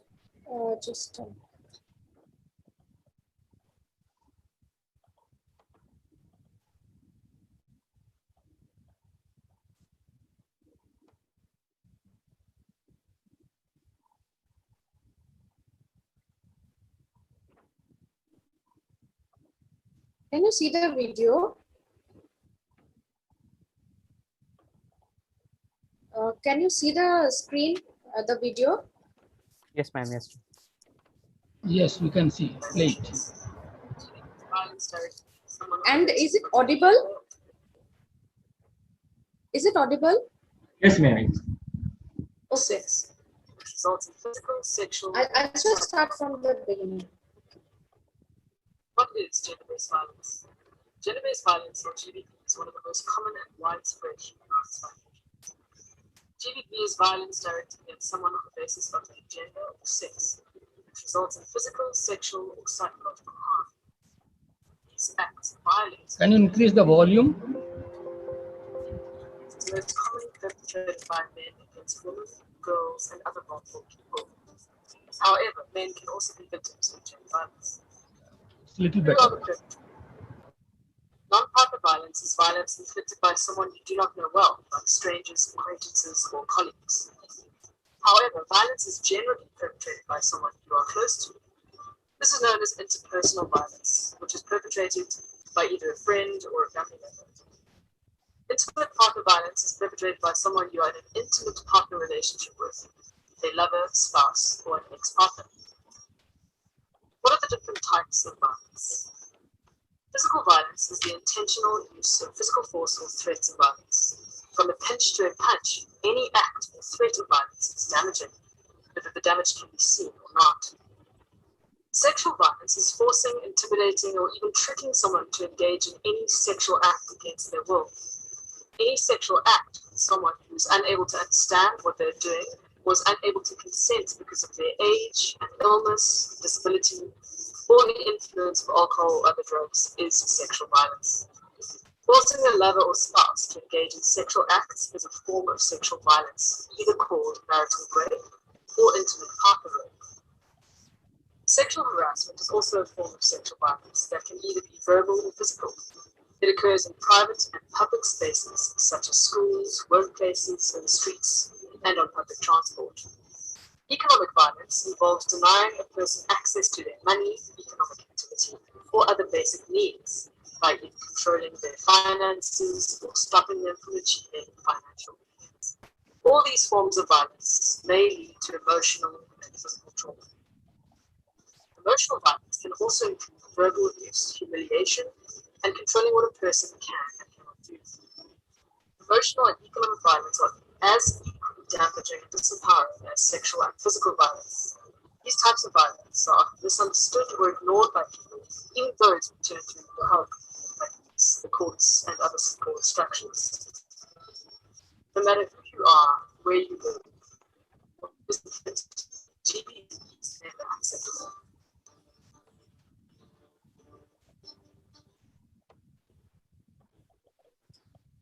So this is the video where you could, it was like whatever I said. It is a video where it has been summed up about what gender-based violence is. So next, what I would like to say is that when we are talking about this kind of violence, I would mention about a study that has been conducted by Ministry of Home Affairs in the year 2015 in India. And this is been used as a National Crime Records Bureau. It has been actually used in almost leading national ministries and all organizations. So when we are talking about the act of cruelty by husband or relative within the family, it is like in every 9 minutes, a woman is affected by her family or husband or relatives. And in every 67 minutes, it's like a woman is being murdered or burnt down because of dowry. And if for 12 minutes, there is one act of sexual harassment. In every 25 minutes, there is one rape. That is around, and those in 28 minutes, when we are talking about that there is one rape across the country, it's like 86% of this rapes is committed by a person who is known by the victim. And when I am discussing this topic or this issue that is going on within this 1 hour, we can definitely imagine that around more than 3 or 4 women has been already raped across India. So this is very sensitive thing, and it's very important to know that why is it happening and what are the causes that within 33 minutes a child is being kidnapped, or because of because there are certain abductions and these things leading to prostitutions or other the organs are being sold in the markets and so on.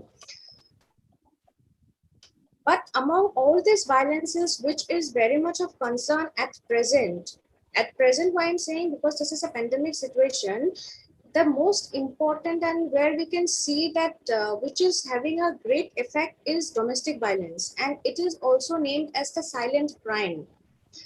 It is termed as a silent crime because domestic violence is something which is happening in our own homes.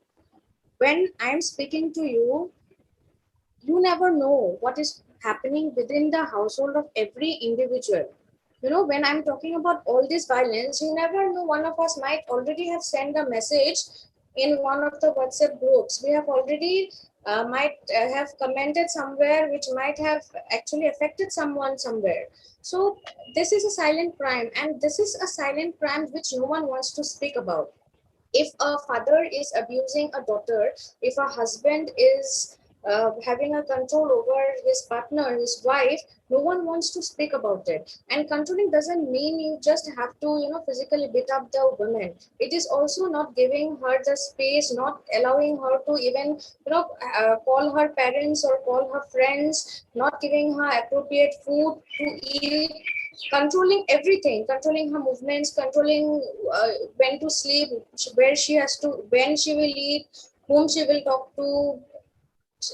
It makes her feel that she doesn't have her own existence. So this kind of violences, when she cannot say no to the family members or the husband or the father or the brother, this kind of violence usually is seen happening during this pandemic, and it is being named as the silent crime because people leave alone the male members. The woman itself doesn't find it appropriate to speak about their own relatives or family members. So that's why it's also known as the silent crime.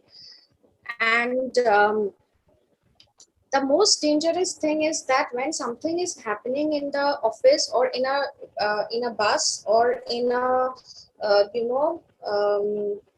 road, if someone is teasing you, it is very important to just go and slap that guy, which is again a violence, which I'm not encouraging. But what I'm trying to make a point is that when it is the other person, when it's outside, when you're not related to that person, who is no one to you, it's just a stranger, just a passing person, it's very much possible to confront, to just go and question, or just ask him or confront him that why did you do this, or why, what was your intention, or you shouldn't have done this, or you can just hand him over to the police and whatever it is. But it is very, very difficult to confront someone who is related to us.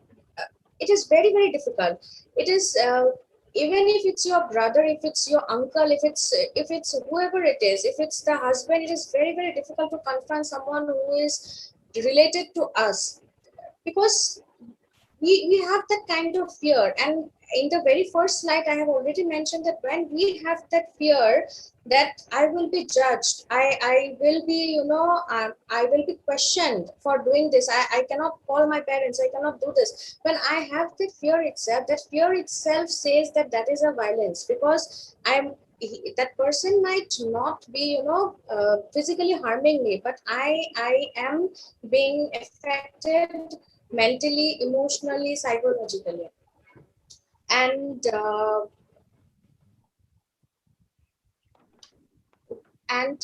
proceeding forward, what I would like to mention is that this domestic violence, when we are talking about, compared to other countries, the rise has been really high in India. But during this lockdown, one of the very, very important reason, because it has increased, the rate has drastically increased, is because of the lockdown.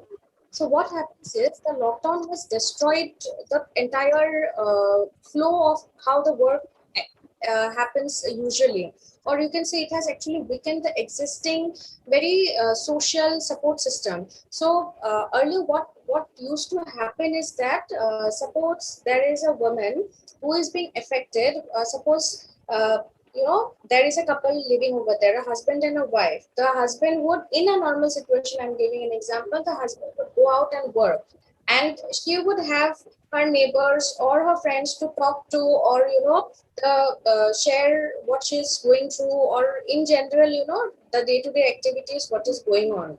But because of the lockdown, when the office is closed, or whoever it is, I'm not saying it's only the office workers, whatever the workplace is, it might be a wage laborer, it might be an office person, it might be anyone. So when the workplace is closed and the person has to stay in the household with the partner for a long period of time, the problem arises then.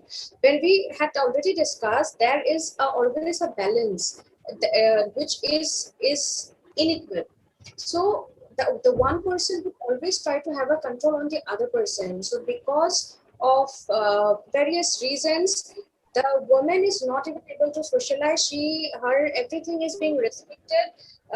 She cannot go out to seek support also, which she earlier used to do. So this kind of situation where the woman has to confine herself within the four walls of the house, and that too with the person who actually causes her this kind of violence. Because earlier, what certain cases were like, I was conducting survey in Chirang district, and the block was Boro Bazar block, and the village was Sikazora number 2. So when we collected, we were interviewing, and we collected a few questionnaires also. And when we were analyzing those things, we were going through the interview queries also.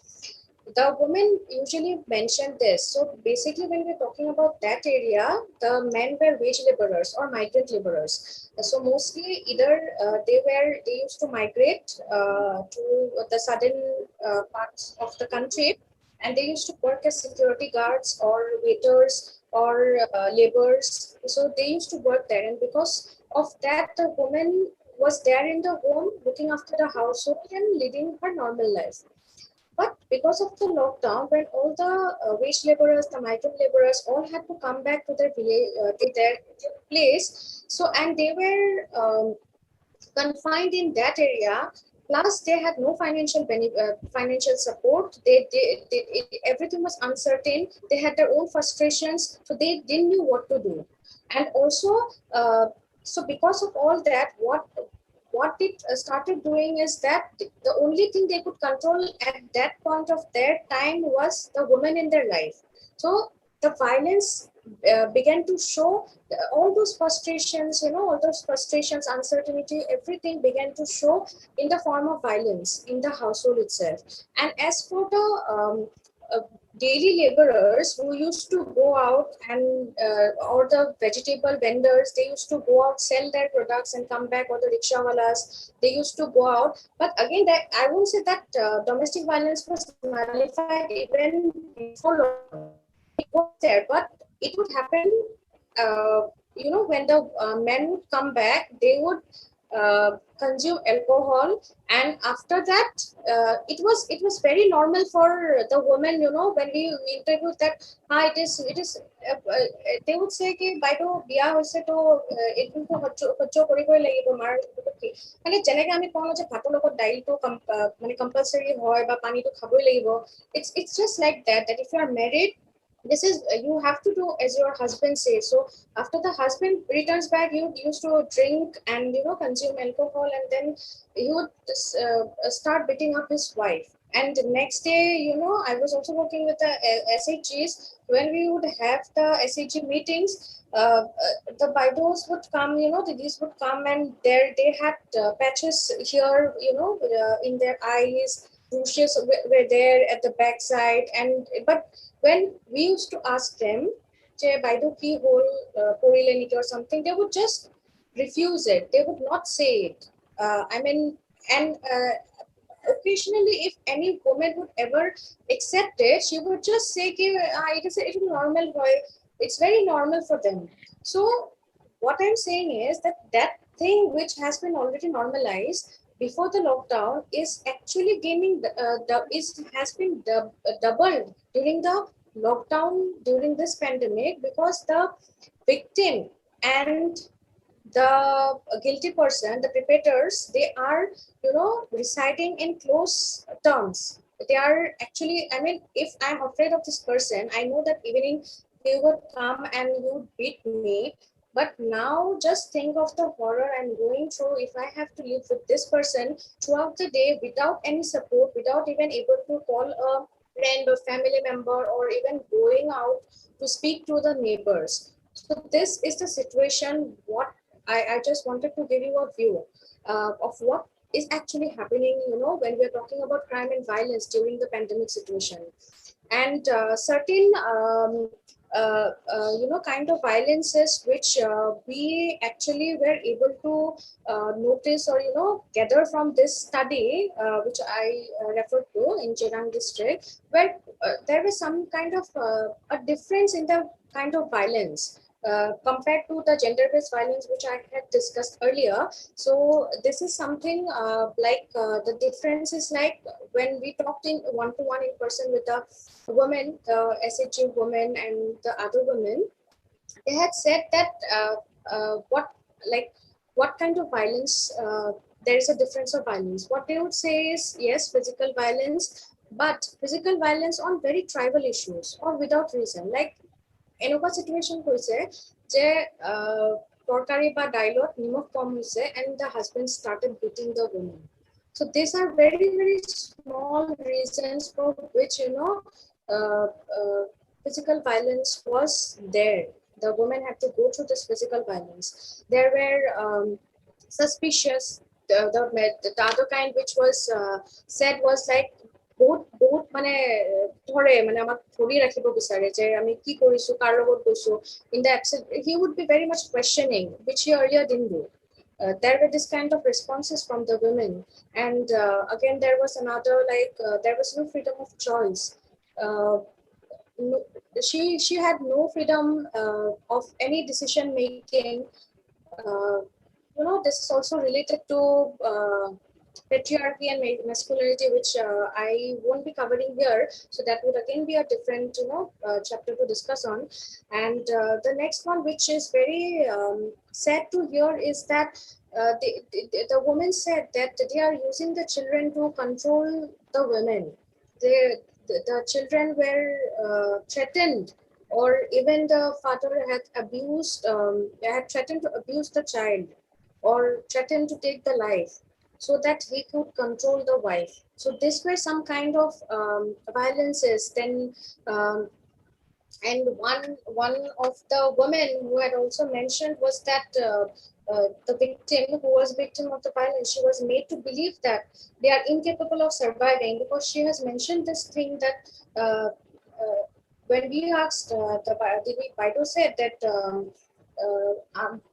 মই যদি complain কৰো, মই যাম ক'ত, মই খাম ক'ত, মোৰ ল'ৰা ছোৱালী কি কৰিব, তাতকে ভাল মই মাৰ খাই থাকো, এইটোতো মানে এইটো আমাৰ ভাগ্যত যদি লিখা আছে, it's like threatening the child, that she has that fear that if she goes against the husband and complains, or even she dares to speak with her maternal family or a friend or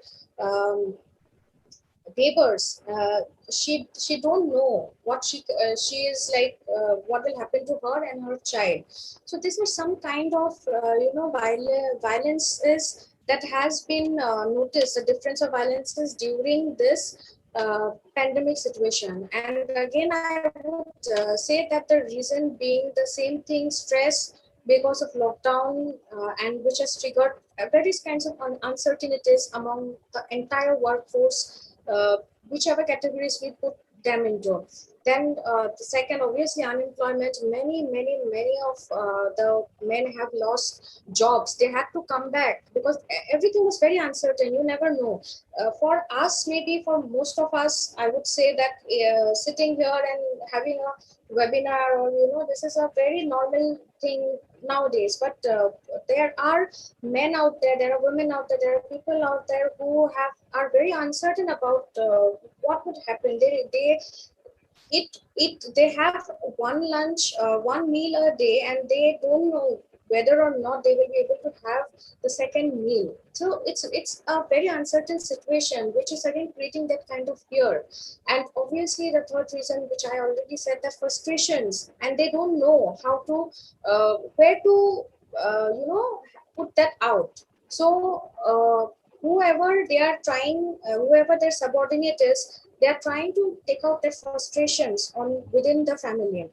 And again, the violence is increasing because of the amount of time being spent within the household. Like I said before, they would just return in the evening, and then that the woman would suffer in the evening. But because they have to stay continuously 24/7, the violence is like it can happen anytime. So this is one of the reason why this is happening actually. And I would also like to some time. I would also like to put forward certain points which has been widely discussed and is also being going on. The discussion is also going on. We are trying to find out why is the woman not being able to confront the the person who is harming her, and why is it that the fear is there. So there are certain points which I would like to discuss is that I already have discussed, but I would just like to put it into chronologically. So the thing is that the woman itself, first, is she always denies. She doesn't accept most of the time. And the data what I had presented, that within 9 minutes or 33 minutes there has been a rape that is have already happened. These are only the records which is being reported, which has been reported in police stations. But there are hundreds of such cases which goes unreported. So the basic thing is that the woman has a fear. She is the one first who would say, okay, no, it's okay, I don't want to report it. So she feels a kind of shame in admitting that she has been suffered to violence. Yes, maybe why again there is a social stigma, we can say, or cultural stigma, that we have this kind of saying ki problem create korile mohilai koribo, adjust kora nai, বা মাৰিছে নিজৰ ঘৰখন ঠিকে ৰাখিবৰ কাৰণে অকমান adjust কৰি যাবই লাগিব এইবোৰ. Those kind of statements that are being made by the society, the culture, which already makes the woman insecure, that if today I leave my husband and go back to my mother's place, to my maternal house, what will the society say? It is not never important for the society or for the parents that their daughter, the girl, the woman is suffering. It is always the other way around, that why couldn't she adjust? maybe there is some fault. So this kind of things, not that she is to be blamed. She is not able to hold her family. So this kind of statements, she actually makes it very difficult for a woman to admit that she has been going through this kind of violence. And second thing which I would like to discuss is most of the women that we have also interviewed throughout our studies is that they are not aware of the DV cycle, domestic violence cycle, and most of them are trapped in that cycle. When we are talking about domestic violence cycles, it is a cycle, maybe I just in one or two statements I'll explain it. It is how, the victim is being victimized. It happens in any kind of relations. You see, if one person, if I'm the person and the other person is a very has a toxic personality, what the other person would do is he would have a cycle. First it is like, that the person would who has actually committed the crime would self-victimize.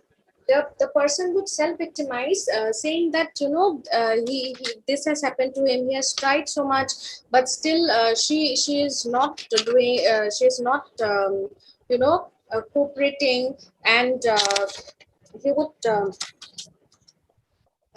try to first isolate himself, saying that I'm in a very stressful situation. I cannot do.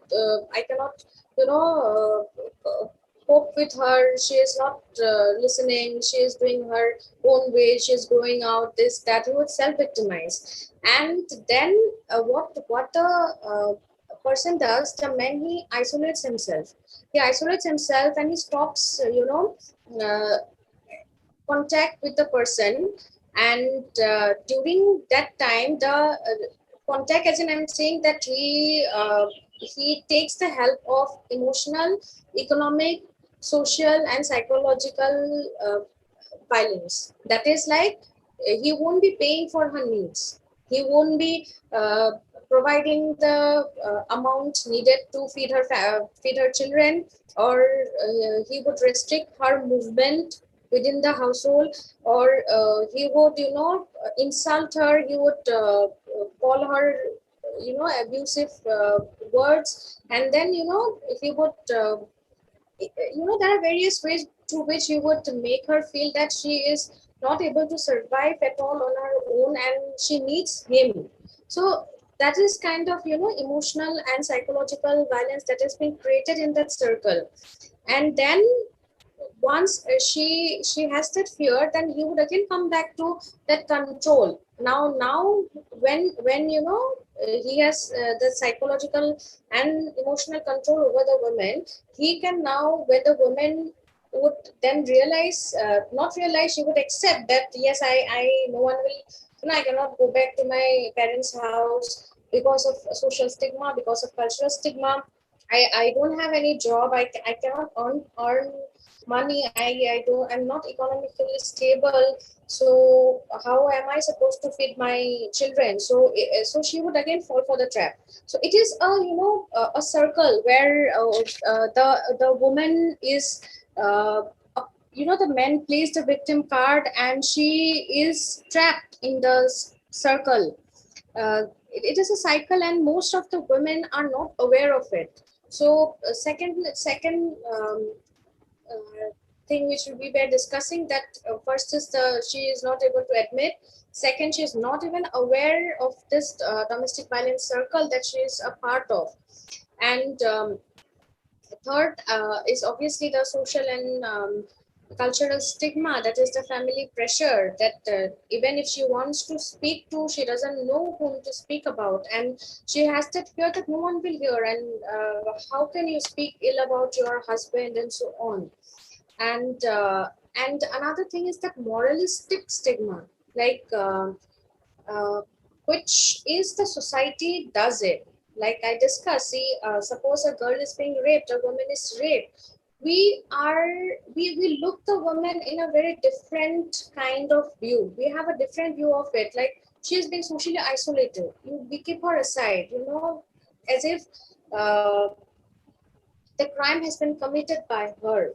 It is not she who has committed the crime. It is the other person who has committed the crime on her. And but this is the moralistic stigma which which the woman is afraid of. That suppose she is going through physical abuse or sexual harassment, or she has suffered rape, then she has the fear of not telling or approaching of any help, and most of the reports doesn't get registered because of this fear that if this gets registered, then who will marry her? This is and if in some cases the parents, even if they come to know that so and so, suppose our uncle or a relative has treated her in this way, they will not report it, or they will not even confront the person. Why? Because the moralistic stigma is there that later on what will happen with her life? Who will marry her? She won't get a education. She won't be able to leave alone education. She won't be able to go out out of the house, even to the market, even to the neighborhood. So this is a moralistic stigma also, which a woman has this fear that she won't be heard, and even though if it is heard, there is no solution. And another one is the economic reason, which I already have discussed, which is about children's future and threatening about it. And the last and most important point, which is that hope for change. This is most of the cases I have seen this in women, that they feel that when they are trapped in the cycle, the man will say he will take care, is supportive. Without him, she cannot, survive. And within that, when she is inside that circle, she thinks there is always a hope that maybe this time he will change. Maybe I'll just wait for another two months, or maybe okay, he has bitten me, but he was drunk. So if he didn't drink, maybe he would have not bitten me. So this kind of the thought processes always goes around in the society, and most women have said that this happens, so maybe just wait. There is still hope for change. This hoping for change is actually a toxic circle, which is being created by the men as well as the women who is not able to break the chain. So this were few of the reasons. How much time do I have? Madam, time is almost over. So okay. I think if you shorten. Just shorten your talk, madam. We will proceed to the next one. Okay. Your talk is very inspiring, but if you could conclude. I'll just end the session with this thing, that when we understand, like when we are talking about violence, next is like I just want to talk about how every one of us can contribute. It is not that just only government contribution. So along with government, it is also the society, it is also the individual who can make a contribution, and all the participants who are sitting right here, who are here in this workshop, in this webinar, we have a contribution. So from the government side, if you are talking about, it can be, when there is a case of violence, there can be free accommodations that can be announced. There can be counseling centers, not necessarily, it can be pop-up counseling centers, because or it can be virtual counseling centers. There are helplines, online counseling services can be provided. A system, there can be a system, where a woman can report about abusive. It can be, it doesn't has to be an office or something. It can be local pharmacies, it can be shops, it can be anything in the neighborhood. And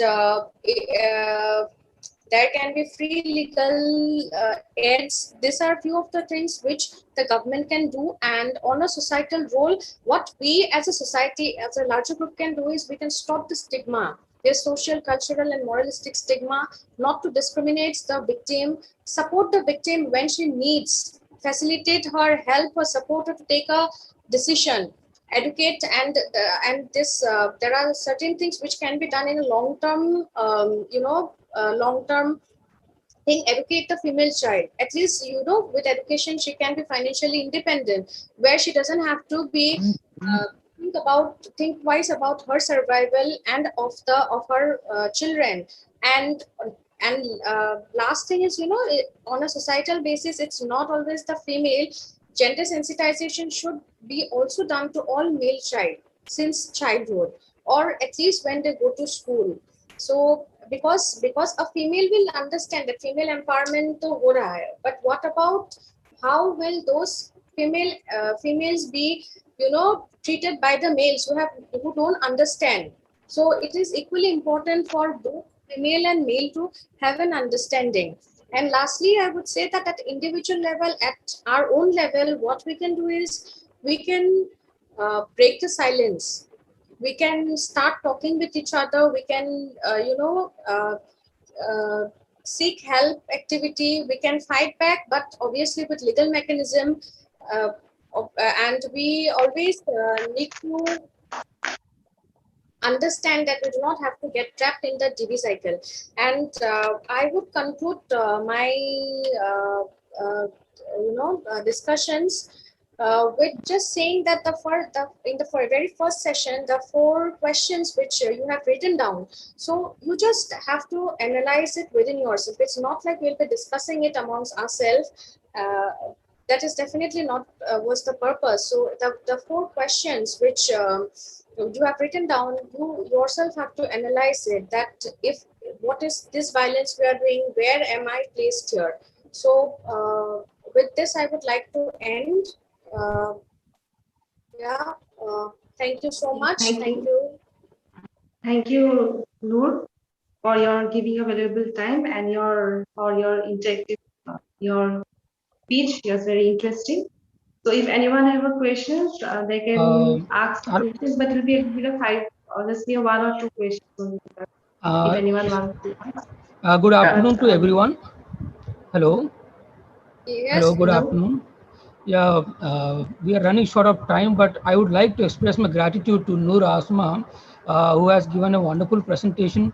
Unfortunately, we do not have much time. Otherwise, we would have had hundreds of questions from our students, because this topic is very, very relevant. And I want to thank Noor Asma, because on a short notice, our faculty has contacted you. But then you have given us a beautiful picture of what is happening right now, and our social responsibility towards the women and the children of the society. And from the college, I would like to thank you. And as Arpita has said, we will get you back another time for much more longer, lengthy discussion. And as we are running short of time, maybe we will not take up many questions. I would say let us not have any question. We have a lot of questions, Ma'am Noor Asma, but then other guests are just waiting, and therefore I thank you sincerely from our college. Being the principal of the college, I thank you for your availability to give us a session today in this program. Thank you very much. Thank you. Anjan? Yes, Father. Is my voice audible? Yes. Yes. Okay. Good afternoon, everyone. I am here to take you to the next session. That is the end of this 3-day series of webinars. That is the valedictory session.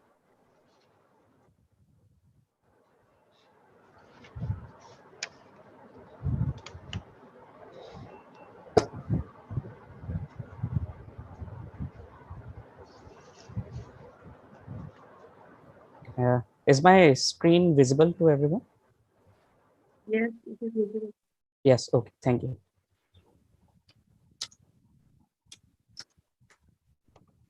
Okay. So we had 3-day series of webinars starting from May 24th to today till today. So it was jointly organized by Don Bosco College Golaghat and Marian College Kuttikanam Autonomous. At the outset, I wish my heartiest congratulations to the entire fraternity of Don Bosco College Golaghat and Marian College Kuttikanam. My hearty gratitude to Marian College for sharing the Zoom platform and accepted to associate with us. In this case, I want to thank Father Abraham, principal of Marian College Kuttikanam, and also thank you to Dr. Binu Thomas, IQAC coordinator, Marian College, who is a very well-known personality, a well-known person for us. And he was always there whenever we needed some guidance. A big thanks to Father Dr. Polycarp Khalko. These 3-day series of webinars was the brainchild of our Father Principal. And he took the initiative and he got the idea and he motivated us to do the entire planning and execution of these webinars. My sincere thanks to Sister Dr. Sheila Paul, IQAC coordinator, Don Bosco College, who was there to coordinate all the organizing group members and asking whether our planning was done or not, and ensure that the work being done. For this webinars, we have eminent personalities as our resource person, and without their experience and without their insights, this webinar would not have been possible. So starting from day one, I would like to thank Dr. Susangfa Gogoi, Assistant Professor, North Lakhimpur College, who discussed about the role of state in and during COVID pandemic. Mr. Srikanth, web developer, who briefly gave us insights into how to take measures to cope up with breach of privacy of data. Mr. Dheeraj Chalil, AI developer, who gave interesting information about artificial intelligence and how it is shaping our industries. Next, Professor Dr. Rupak Jyoti Bora, Dean of Social Sciences, Kaziranga University, who spoke about the effect on the health of women. Ms. Saida Noor Asma Ahmed, State Consultant in Social Protection for Women, UNICEF, spoke on the crime and violence against women. And also, this webinar would not have been possible with the active participation, active listening, and interaction of the participants. Thank you to everyone. Now, I would like you to give some information about some of the recent achievements of our college students. Recently, our 11 NCC girls were given ranks. So we can see there are some ranks. 1 under officer rank was given, 1 sergeant rank was given, 3 corporal ranks were given, and 6 lance corporation ranks were also given. One of the student, Corporal Damanti Mesh, was conferred with sincere participation certificate in a camp organized in the online camp organized by NER and JNK, Jammu and Kashmir Directorate, from 19 to 24th April 2021. Now, I would like to ask our eminent guest, Professor Heraclitus, to speak or to share his viewpoints to us. Sir, over to you. Okay, fine. And good afternoon, all of you. I was just going through the entire deliberations, and I really appreciate Golaghat Don Bosco College that you're organizing such webinars, which is very much relevant in the present day context. And that session which we have just concluded, that is on the atrocities against women during this pandemic period, that has to be addressed in a broader sense. That's what I feel. Because that was a very good session, that should ignite certain things, which we should go in as far as an institution is concerned, as one of our social obligations or a social outreach program. But in fact, because why I'm telling is, I'm also involved in a survey that is presently going on in the state of Kerala. Of course, we are having other southern states also in the process. That is, where a similar survey is being taken. And actually, I wanted to ask our respected consultant, Noor Asma, that from where actually we could get a data, publish data on such atrocities against women on an all India basis. And secondly, in fact, I wanted to ask her opinion on how best the Don Bosco Golaghat College can sensitize their staff members and students on such communal issues. Because as far as we are concerned, as a teacher, as an institution, or as a student, our periphery of activity comes into academics, extra co-curricular academics, social outreach programs, and also to sensitize students and staff on social issues. So what best can be done by the Golaghat institution over such issues that comes up? One more thing, my findings in the state of Kerala regarding the atrocities of women during this pandemic period, especially during the period of lockdown, more number of incidents have come over atrocities on children rather than women.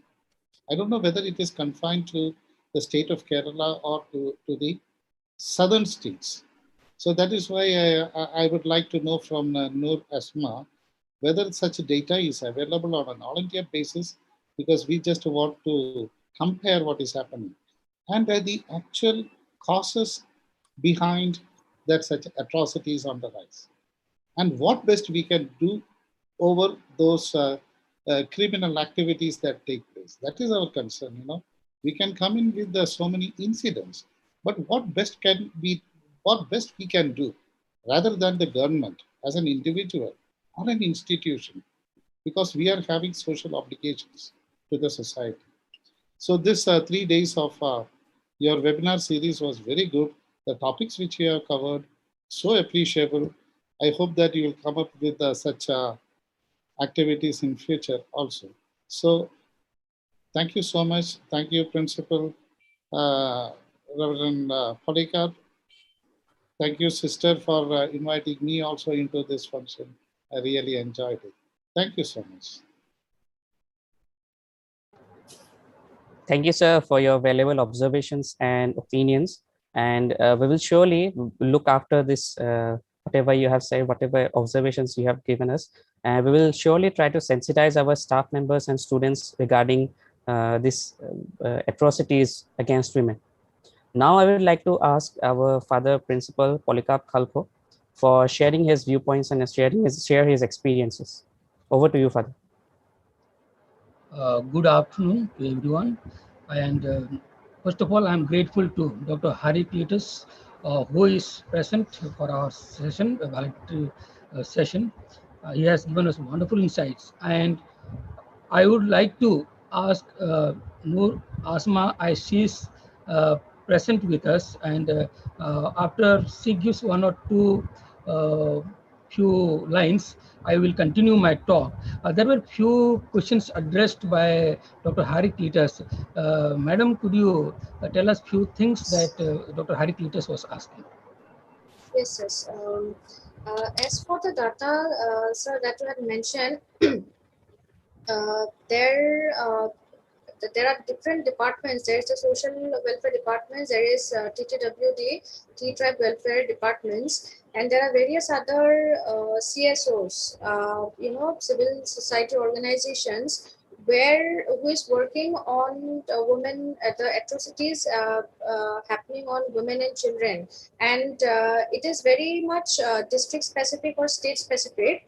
And because there are certain NGOs, like one which I was working in earlier, and also like I was working in Chirang district. So there is a particular NGO, the END, who actually addresses the issues of domestic violence over there. And so they have, there are various mechanisms through which they are addressing this. And I would be very much happy to inform you about it, but it would require some time, because they have different cells, and how the women, when they come, they leave their home and they come and report it. what kind of legal actions are taken, and when the legal actions is in process, where the woman she cannot go back to her husband's family, husband's house. So there is also provisions of a woman in the form of a homestay or a hostel or certain places where she can at least find shelter for some time. So there are various processes. Maybe we can discuss it, but I don't know how much time is will permit discussing this thing. And second thing is that regarding the data which you mentioned, if it is Kerala specific, I and a few of my colleagues, we had been conducting a study since last November.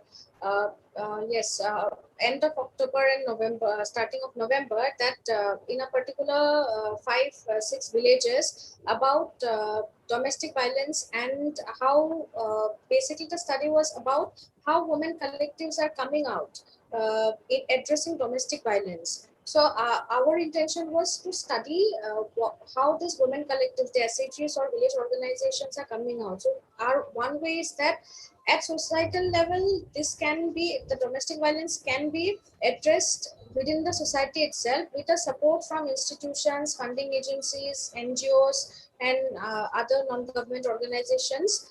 And while conducting this study itself, we came to know that there are data which, though it is still an ongoing study, but the data what we have received is that there has been great increase in the number of atrocities happening to women during this lockdown compared to the previous ones.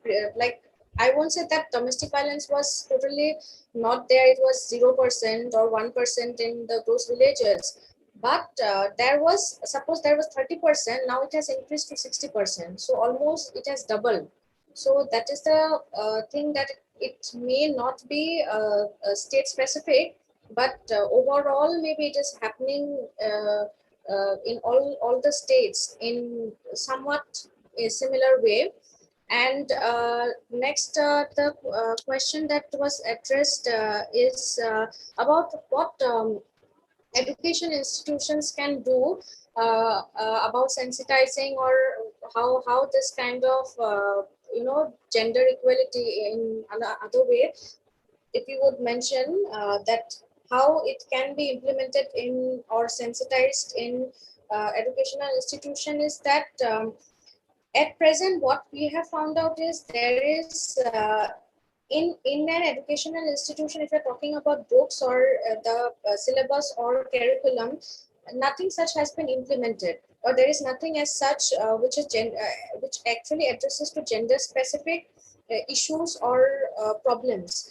So what some institutions are doing, even we have started some in Guwahati, and it is that those schools, mostly it is being conducted in schools. So what they do is they organize some workshops, a 1 day or 2 days workshop on basic gender awareness, or how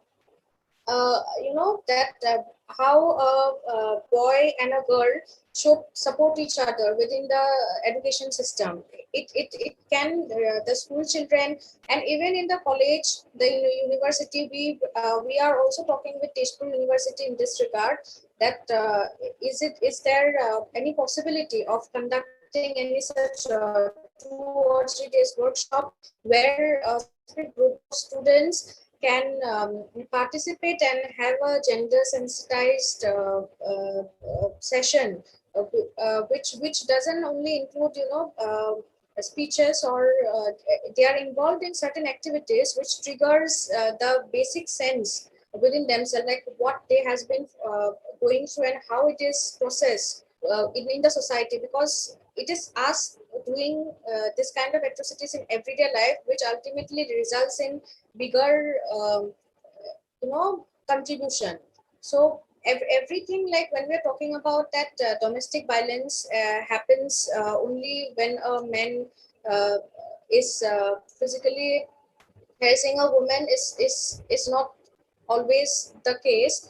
But what we can do is that sensitize the children, sensitize the students on the basic understanding how if something happens within their family or within at least the neighbors or their relatives, what is the first step they are able to do, or who at least get in touch with the helpline numbers or the legal aid whom they can get in touch with. So basically what we can do now is conduct workshops and sessions on gender sensitization for students, if you're talking about educational institutions. Thank you, Noor Asma. And as I said, this is a relevant topic, and we have in our plan after some time to have a larger discussion, especially our gender club has a plan for this. And then in a very practical line, we would like to go about it, and I would like to ask you to keep connected to our institution. We need to really sensitize this particular issue. Thank you very much. I come back once again to Dr. Hari Cletus. First of all, sir, very happy to have you in our session this afternoon, and I want to really thank you, because I'm sure our staff has disturbed you more than once, or they have really disturbed you morning and evening, and I do not know what times, because they are pursuing our night preparation, and we have not given up. And after this webinar, we wish to let's say work on a more progressive line, and we want to work harder. And our determination is by end of before the end of June or middle of June, we should be ready with a compilation and the thing. So thank you for your ability, and we ask you to please continue to support us. That is our fervent request from you. Thank you, sir. And I would like to give my message for this program. Last 3 days, we have been having this webinar, and to me, they were like a vast ocean of knowledge. If we really go deep into it, I can say it still remains to be explored. The 3 days webinar that we had laid, let's say, a responsibility of the state as well as all of us to look at pandemic in another perspective. The first day was about the role of the state and how the states are managing, or how we, the society, managing the pandemic. The second day was more like a workshop, I should say. It was a very practical guidelines as to how we can protect ourselves from the digital world, as well as how we can be, let's say, very active in the digital world, how we can find ourselves working very progressively in this digital world. And the third day was more about our responsibility, our societal responsibility towards women and children. And in this regard, I would like to thank everyone. I would like to extend my appreciation to our staff for showing such dexterity in the organizing and managing the technicality of this webinar. Our staff and the students meticulously planned these activities, and I must say they have not left any stone unturned. They really went more than what was expected, even to start from the concept note to the connecting to the resource persons, to registering, to moderating, to giving out certificates. I must say they have done a wonderful work, and this, I'm sure, the students have taken to their heart, and it is a learning experience for all of us. And especially, I thank the students because they were really active, and they were collaborating and participating in this webinar. I could see in the last session the number of questions that were coming from our students, and if we had allowed them to continue with their questions, I'm sure 1 more hour would not have been sufficient, and that has been the participation of our students. That was something wonderful. I would like to be grateful to the principal of Marian College, Dr. Father Roy Matthew, Dr. Binu Thomas, IQSC coordinator, Marian College. Our guest for today, Dr. Heraclitus, former principal, St. Albert's College, Ernakulam, who is mentoring us for NIC. I'm grateful to all the collaborators at Marian College. I place my gratitude to Father Bimal Lakla, Vice Principal, Don Bosco College, Golaghat, Dr. Sister Sheila Paul, IQSC Coordinator, Don Bosco College, Golaghat, team coordinators, teaching, non-teaching staff. My congratulations to students who perseveringly attended this program, this session. And I have seen participants ranging from more than 200, of course, occasionally coming down, doesn't matter. But I feel our students have made every effort to persevere and continue with this, attending this session. And next session, I should say, it should be of the students. I will communicate soon. The next webinar will be conducted by our students themselves. They will be the spokesperson, they will be the resource persons, and they will organize this webinar. That is my expectation, and we will go forward with this intellectual activities of our college. Thank you once again to all of you who have been present, and especially to Dr. Cletus as he is present during the session. Thank you very much. Thank you, Father. Thank you, Father, for your wonderful and gracious words. We expect that we will have such webinars in future also.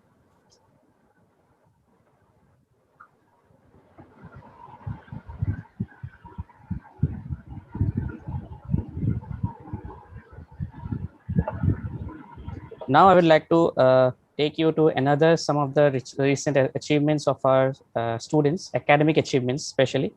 We can say some of the achievements in the Dibrugarh University final exams. Some of the students like Nilofer Rahman, she got 20th position. Majida Saikya, she got 8th rank. Marina Lakra, she got 12th rank. Jaiman Minj, he got 12th position. Pooja Wangpan, 15th position, and Roshan Kandulna recently got 10th position in the Dibrugarh University final exams. So these are all our recent achievements. Now, coming to an end of our 3-day webinar series, I would like to share with you one of the traditional Bihu performances of one of our students. So please enjoy.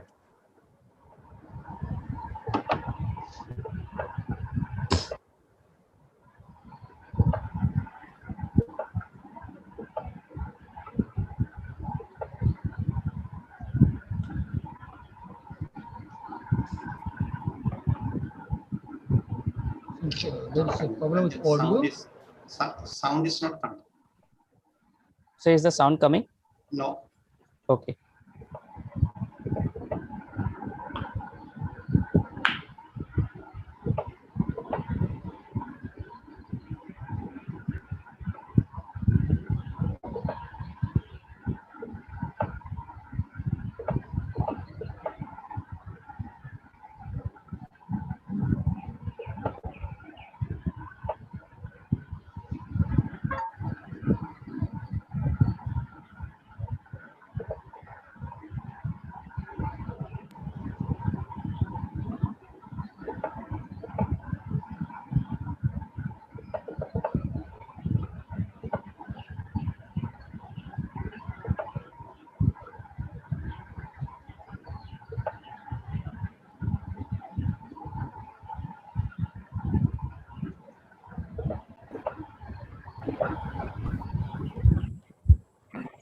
Sorry for the interruption. There was some technical difficulty.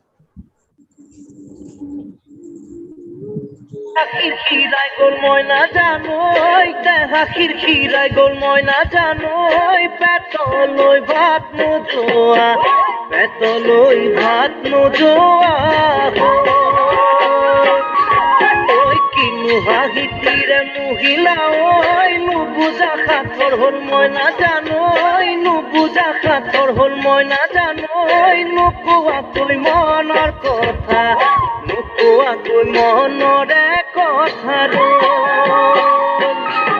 ওই কিনু সাৱনীৰে চাল ভাঙা মুখই দেখা খিড়কিরাই গোল ময়না জানোই দেখা খিড়কিরাই গোল ময়না জানোই পেটলই ভাত নোজোয়া পেটলই ভাত নোজোয়া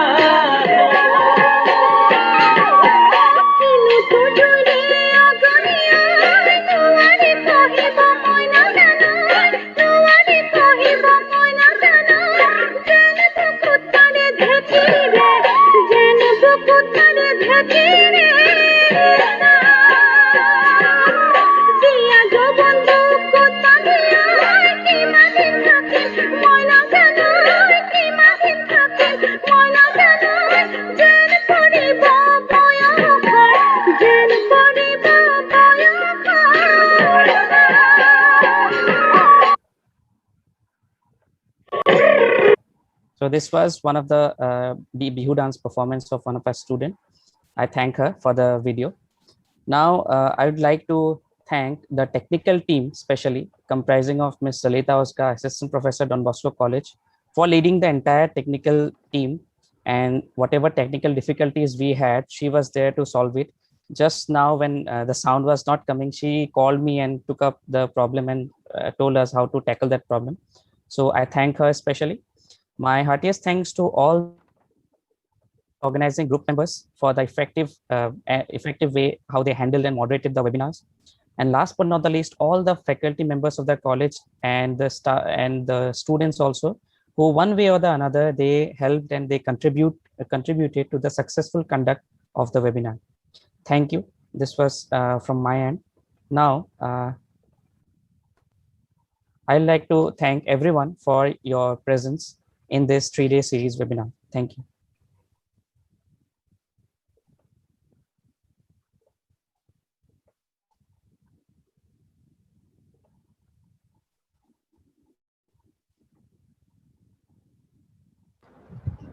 Dr. Sheila.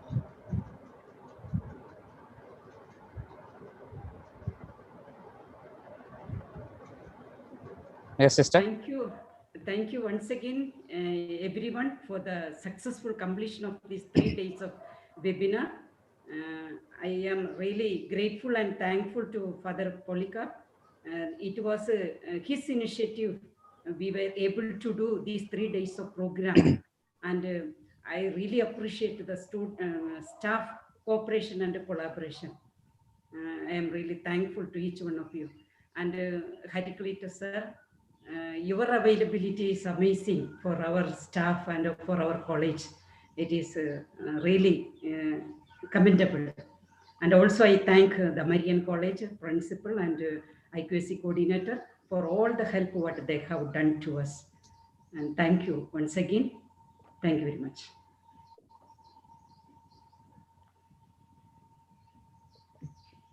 Thank you all. Yeah, let us conclude the Thank you. sessions.